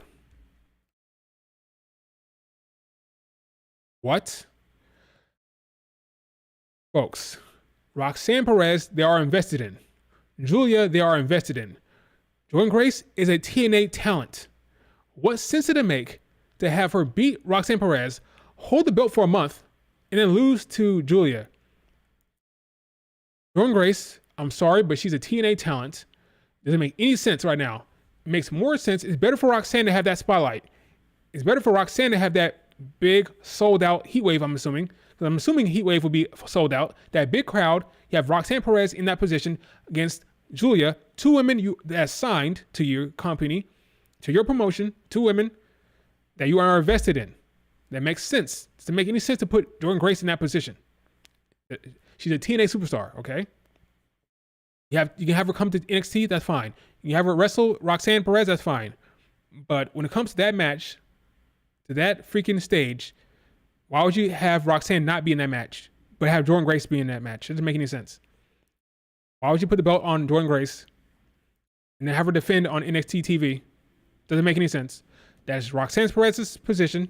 Roxanne Perez will lose to Julia. That's the story here. No reason to deviate.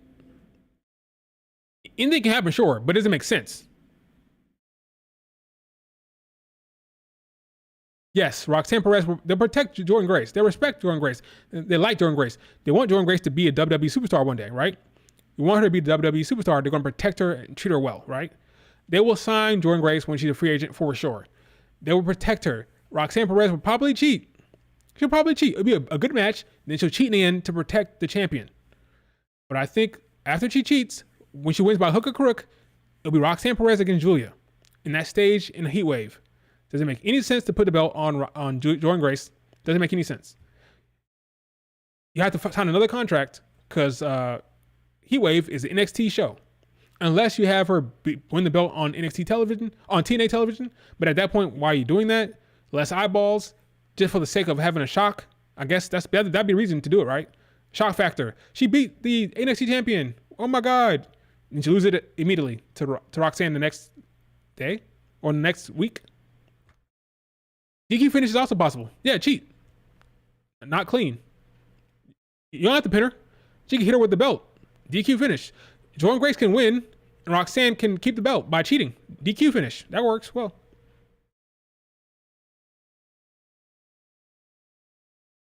That works fine. Have her cheat. DQ finish. Jordynne Grace wins, but Roxanne Perez keeps the belt. You can do that. Everybody wins. As long as you protect Jordynne Grace, it's fine. Just protect her. That's all. Just protect her. But I have Jordynne Grace losing for sure. Or winning by DQ. Put it like this. Roxanne Perez will retain. Period. All right. DQ sounds better? Okay. There's no shame in losing and getting pinned by Roxanne Perez. There's no shame. Roxanne Perez is the prodigy. She's a strong champion. There's no shame in getting pinned by Roxanne. Let's get that out the way. There's no shame in it. But DQ finish is fine. Yeah, they're all going to complain. Who cares? TNA is getting a huge spotlight here. I have no problem with Roxanne Perez pinning Jordynne Grace. No problem with it at all. They can cry about it. It's fine. Roxanne Perez is a strong champion. Let's respect Roxanne Perez here. Let's respect her. I have no problem with it. Again, I would have her cheat a bit, but it's fine. She won't lose clean. Jordynne Grace will not lose clean. I wouldn't be worried about it. All right, let's move on. Again, I think Natalya will face her against All Odds. And I think Hayden Pasley will pop up after the match. That's how I'll book it. All right, so let's talk about Dave Meltzer real quick. Before we talk SmackDown, let's talk Dave Meltzer. Dave is a clown. He has this freaking Wrestling Observer newsletter where he says the common sense shit and pays money for he doesn't pay any money. He has people pay money for his basic common sense notes, right? For example, he says Rhea Ripley will not be back for SummerSlam. He says Rhea Ripley is rehabbing her shoulder rather than having surgery. Right now, she's not scheduled back for SummerSlam. Well, duh. We all know that. There's only 2 matches scheduled for SummerSlam right now. That is Nia Jax's match and Gunther's match. So I'm not sure we're already talking about SummerSlam schedule. Like, you don't know shit about that plan, but okay. If she heals up fast, then if she heals up faster than expected, or there's a storyline change, she can show up earlier. Oh, thanks for that insight, Dave. We all knew that one. If she's healthier earlier, she could pop up earlier. Okay, thanks. If you need her for a storyline, she can pop up for a storyline. Okay, awesome. Like, this is like nothing burgers. Like, nothing burgers from good old Dave, you know? Here's your Chad Gable news later. The news note for Chad Gable. AEW are interested in Chad Gable. WWE has an excellent offer for Chad Gable on the table. AEW is not allowed to legally offer anything to Chad Gable while he's under contract. key people in AEW are pushing for Chad Gable. Here's the thing: Chad Gable has a match in Scotland planned against Sami Zayn. Chad Gable is heavily featured. Chad Gable has an active storyline, an awesome storyline with Alpha Academy. Chad Gable ain't going nowhere. Ain't going nowhere. Chad Gable is not going any damn where. This is a non-story, but no, Dave has to get that out there. You know, he's part of his newsletter to get clicks and to get people to pay money for shit that does not matter or the stuff that is common sense. Moving on to Logan Paul and LA Knight. He says that they're expected to face each other at Clash at the Castle. If that's the case, if Logan Paul is facing LA Knight at Clash at the Castle, that needs to be announced tonight because it's not planned yet. So maybe that happens tonight, maybe. But it needs to happen tonight, that plan. Because we were right around the corner from Clash of the Castle. And right now, he's not scheduled to be on that show. So maybe that gets planned tonight. But I'm not buying it either. Yes, his contract ends today. Correct. Chad Gable's contract ends tonight.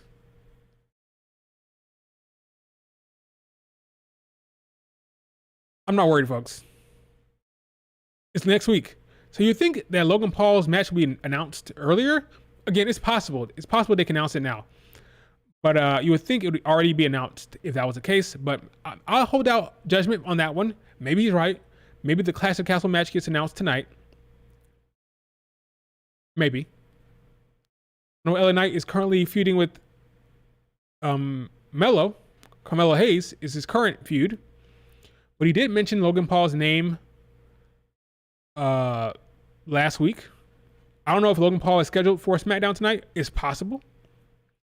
But Dave Meltzer, his notes are very much common sense, bland, and not much insight goes into it.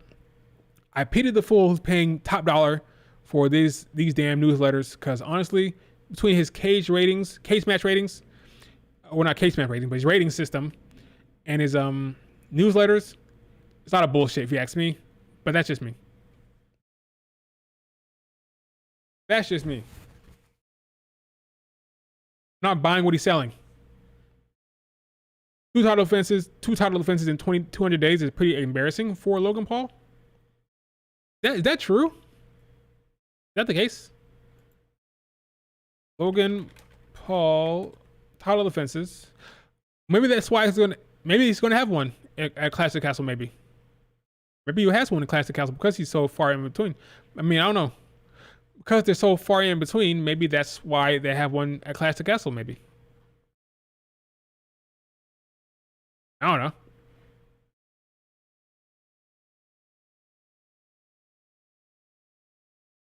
Wow.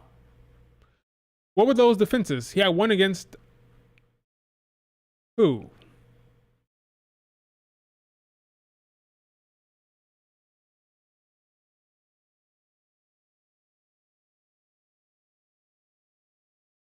At Mania.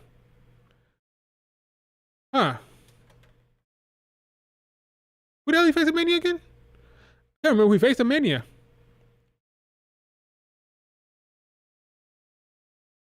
Was it Kevin Owens?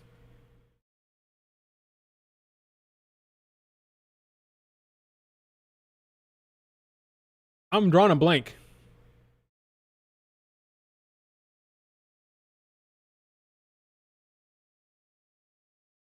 Randy Orton. Wow, okay. Yeah, I don't remember. We'll go to cage match. Logan Paul. Matches. Randy Orton. Oh, triple threat match. Okay, that makes sense. Triple threat match. Then you had another. What was the other one? Oh, Kevin Owens. Okay. Yeah, one against Kevin Owens. You had a triple threat match between Kevin Owens and Randy Orton. Oh, wow. I guess that's it. He won it off Randy. Yeah, he won it off Rey Mysterio. Okay, that's it. He beat Rey for the belt, defended against Kevin Owens, then defended against Kevin Owens and Randy. Okay. Wow. Interesting. Maybe maybe they'll announce it tonight. Maybe we'll get another match at Clash of Castle against LA Knight. Then he could beat LA Knight somehow.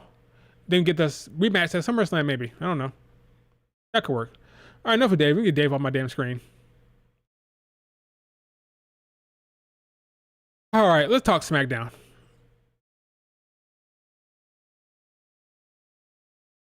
So SmackDown, it's been rough. It's been rough sledding for SmackDown these last few weeks. Got another announcement here. Logan Paul's not on the show, as far as I can tell, but Cody Rhodes against AJ Styles.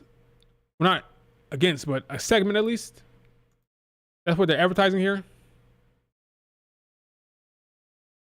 Don't miss SmackDown. Cody Rhodes is looking for a fight following AJ Styles' beatdown. So that's the main storyline here. Cody Rhodes, AJ Styles. This is not bad. I thought it was a good ending segment last week. But if you ask me to be excited about Tonga Loa and Tama Tonga, I'm just not. I have to be completely honest with you. I'm not feeling it. Officially anoints Tonga Loa. I'm assuming KO will get involved here. Not too thrilled about it, honestly. This is fine, I guess. Cody Rhodes against AJ Styles, or the segment at least, or some type of interaction. Jade against Indy Hartwell. This is a freaking Jade against Indy is a squash match. Apollo Crews against Angel. This will be a good match, I'm sure. Maybe Apollo Crews gets a win here. Maybe. I'm happy for Apollo Crews. I'm happy he gets a match here. Then we got Johnny Gargano against Grayson Waller. Okay, I'm gonna be honest. I'm not moved here. I'm not really moved by this card, if I'm being completely honest with you. SmackDown is dragging. It's dragging. It needs Roman. It needs The Rock. It needs Jacob Fatu. It needs an injection of something. As you can see, they still have the filler feud with AJ Styles and Cody Rhodes. It is filler. We know it's filler because we know that ultimately The Rock is going to get involved with Cody Rhodes again. I'm just waiting to be entertained by something here. It's boring. It's putting me to sleep right now. I'm getting kind of tired. I'm getting tired as we talk about it right now. I don't know what to do. Bailey, she's not even mentioned here. You know she has a match against Piper Niven.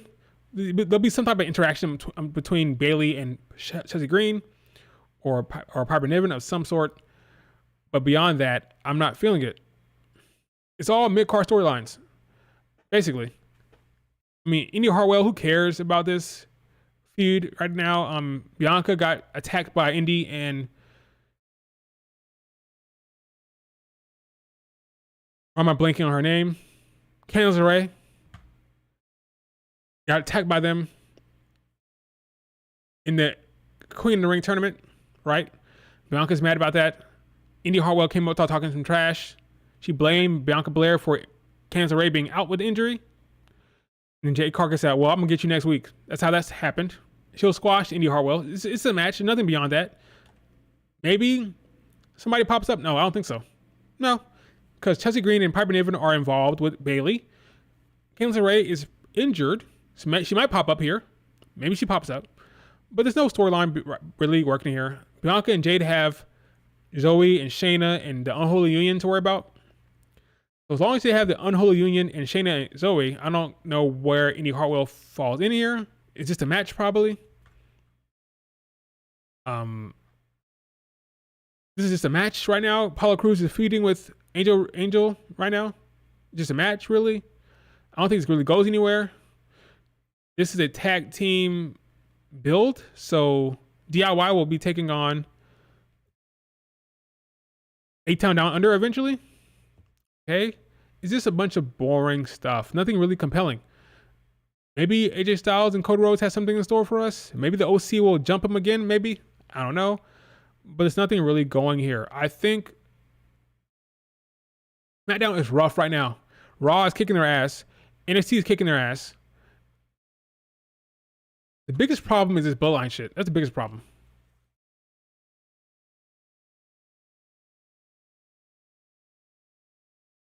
Candice was accusing WWE for not putting her next to Indy in the graphic. Good stuff there. No Bayley segment scheduled. She'll have a segment, it's not scheduled. I'm guessing she'll probably have a backstage segment, or she'll come out there and cut a promo on Piper Niven and Chelsea Green.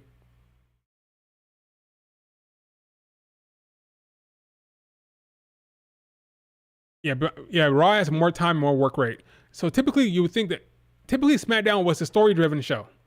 Get the storylines. But here the storylines aren't very good. They're not that interesting. I don't know what they're gonna do.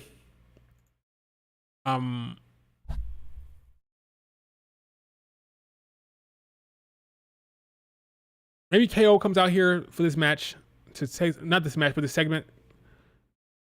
They'll interrupt the segment. Maybe Randy Orton will have something to say. No, Randy Orton's still saying that. Is Randy Orton still gonna be selling that knee injury?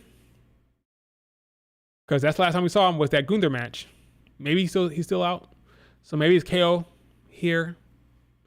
I just don't care right now. Bobby Lashley probably still out. No Street Profits segment here. Maybe Bobby comes out.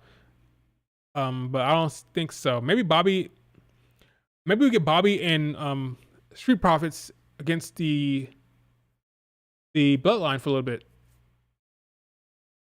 It's something. Maybe we get Bobby against Solo. Maybe because Cody Rhodes is dealing with AJ Styles. So now the Bloodline needs somebody. So I'm guessing the Bloodline will have Street Profits and Bobby Lashley, the Pride, maybe. Who else are going to feud with? Who else? Oh, Kevin Owens. Okay. But beyond that, kind of dry.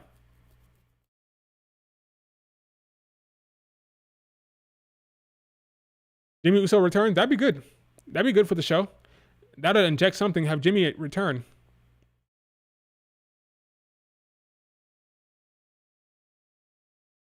Listen, pal, read my comment. I said Rhea Ripley won't gonna go at SummerSlam. It's reported. Reported by who? Dave Meltzer? They don't know shit. He doesn't know shit. Dave does not know anything about that woman's shoulder. He doesn't know anything. He can speculate about her shoulder, but doesn't know. She could be back for SummerSlam. It's possible. Is it likely? Maybe not, but she could be. I'm not trusting Dave when it comes to Rhea Ripley's medical reports in her shoulder injury. Apparently, she doesn't want to get surgery right now. We'll see how it goes, but I'm not really worried about Dave Meltzer's reporting when it comes to Rhea Ripley. And I'm not really concerned about SmackDown either. SmackDown is kind of just there right now. It needs Jacob. It needs Jimmy. It needs something for the Bloodline storyline. Because right now it's just boring. I'm not really that excited about AJ Styles stuff either. Because I know where it's headed. It's a filler feud. I know where it's headed. The filler is headed to AJ Styles losing. Not Dave. Who said it then? Who reported it?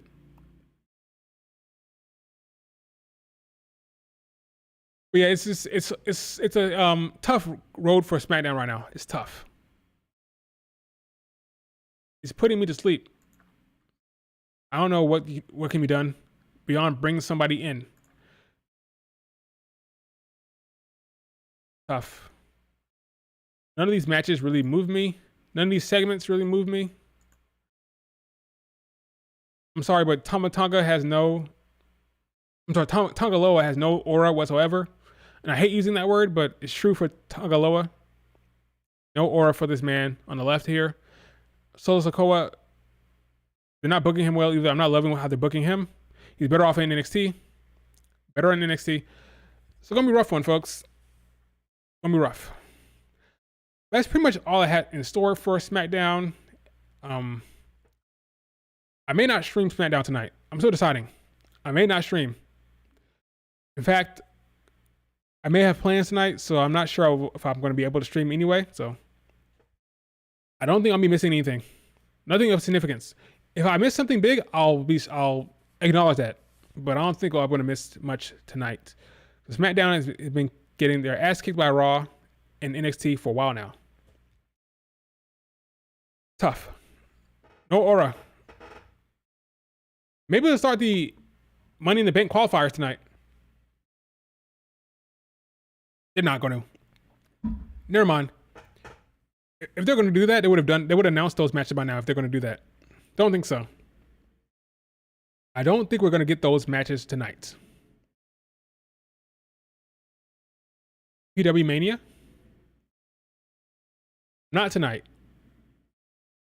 Will Indy Hartwell and Candice LeRae get added to Bianca? I hope not. That's too many matches. I mean, that's too many people in the match. No, hope not. It's possible. But Indy Hartwell and Candice LeRae just had a PLE experience. It was on the pre-show, but they were on the card technically, right? They'll be fine. Let's keep it as the Unholy Union, Zoe and Shayna Baszler against the champs.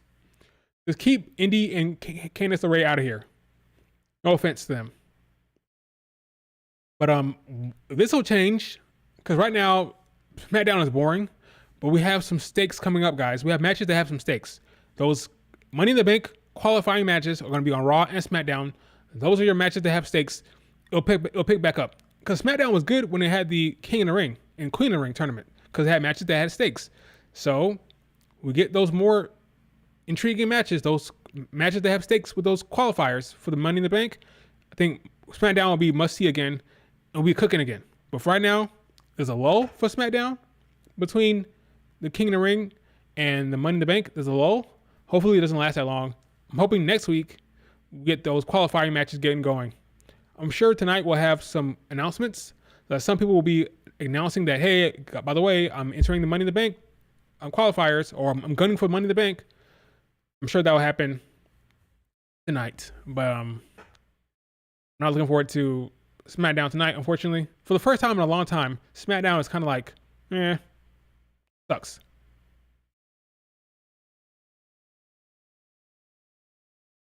So what's going to happen if Liv is not facing Rhea? When? What do you mean?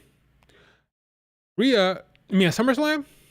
I still think there's a chance that she shows up at SummerSlam, but if she doesn't, you can skip SummerSlam. Or it'll be Lyra Valkyria. Either no match or Lyra. Some people forget, it's easy to forget that last year, Rhea Ripley did not defend at Money in the Bank or SummerSlam. So it's in Triple H's bag. He can do that. We've seen it last year. But I think if Rhea Ripley is not ready, they'll probably just do Lyra. Or she'll miss it altogether. No match. Like I said in my last video that I uploaded, check that out. I uploaded a video about the Judgment Day. Rhea Ripley is going to be in the Judgment Day business. She won't be in the women's division. She will be in the Judgment Day business going forward until Rhea Ripley returns. She may have one more match against Lyra, but ultimately it will be Liv and the Judgment Day storyline going forward. She will not be interacting with many women because she will be with the Judgment Day. Okay. That's the storyline. That's the story. So check out this video right here. I'll talk about how the Judgment Day and Liv Morgan are going forward in a storyline, and Liv might not be defending anyone. She might not be defending the title anytime soon against anybody. Maybe Lyra gets at SummerSlam, but that's about it. That's about it, folks. She is engulfed and entrenched in the Judgment Day business. Judgment Day, Jade entering Money in the Bank? No, I don't think so. I don't think so. If she enters it, she has to win. I don't think she's going to win it. So I don't think she's going to enter it.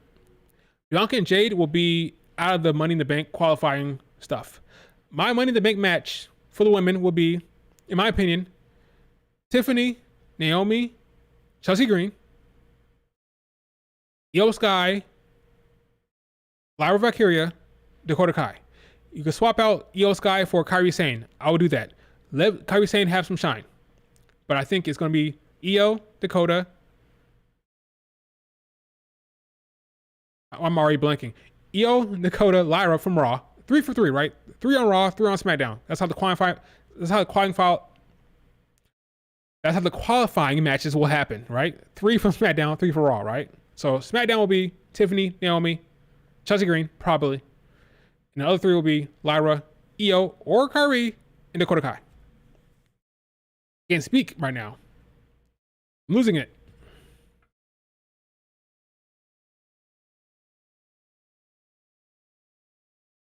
Yeah, the only reason I said that was because Triple H loves featuring Jade.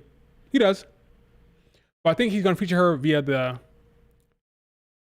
tag team stuff now. So Bianca and Jade are going to go full on tag team division, I think. So we'll be fine. She'll be fine. But I don't want to see Jade in a ladder match right now. I don't think she's ready for that. That'd be a damn cooking ladder match, right?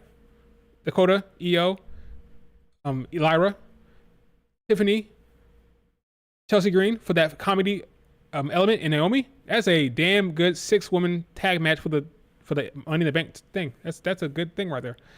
Oh, that would be banging. Banger match right there. All right, folks, that was a long stream. Wow.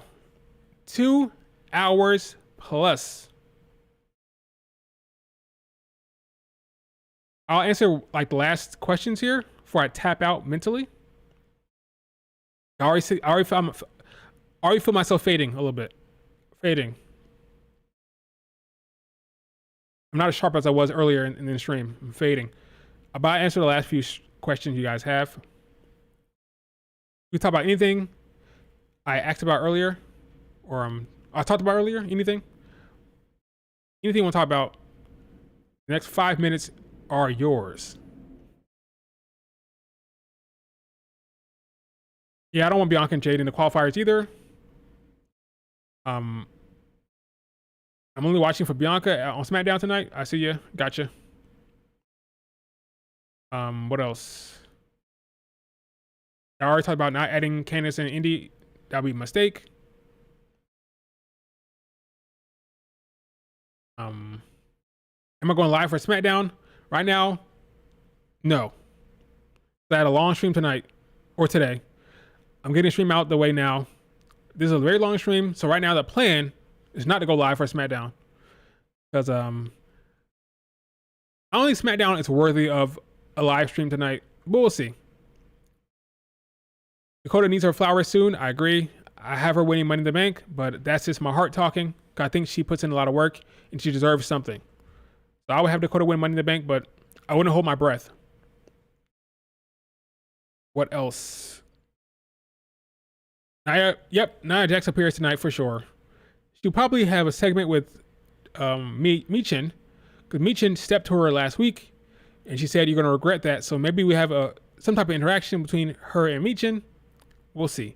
Michin has a match this weekend, so you can't take Michin out physically, because then she won't be able to wrestle. And I think Michin will be in that match this weekend, because she's the steady veteran in that ladder match. So they need Michin in there. She'll be in there. So I wouldn't worry about that. So, but she'll probably have some type of interaction with Michin tonight. Fillers for Bayley and Nia Jax. What? Piper Niven's a filler and Michin's a filler. Yep. Filler feuds to the big SummerSlam show. She squashes Michin tonight, maybe. I just hope that Michin is not going to be injured because I want her in that tag match. She deserves some type of match for a showcase, so I want her to be healthy to go. But yeah, I can see a squash tonight for Nia Jax against Michin for sure.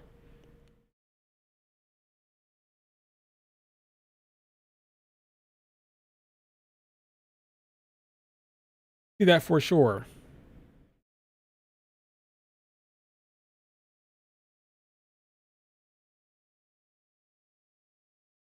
Don't know why even Bayley versus Nia is a filler because that plan, I can't see that.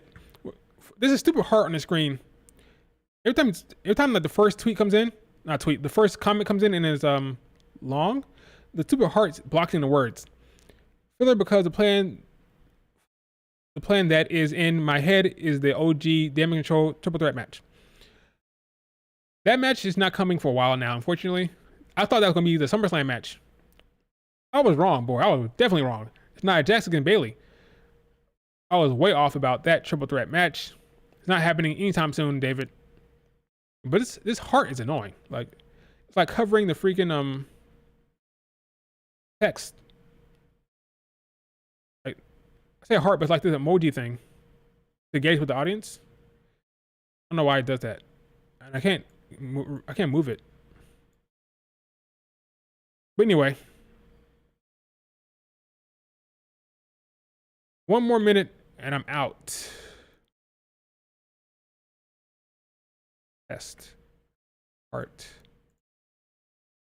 Yeah, this stupid heart thing. These emojis are in the way.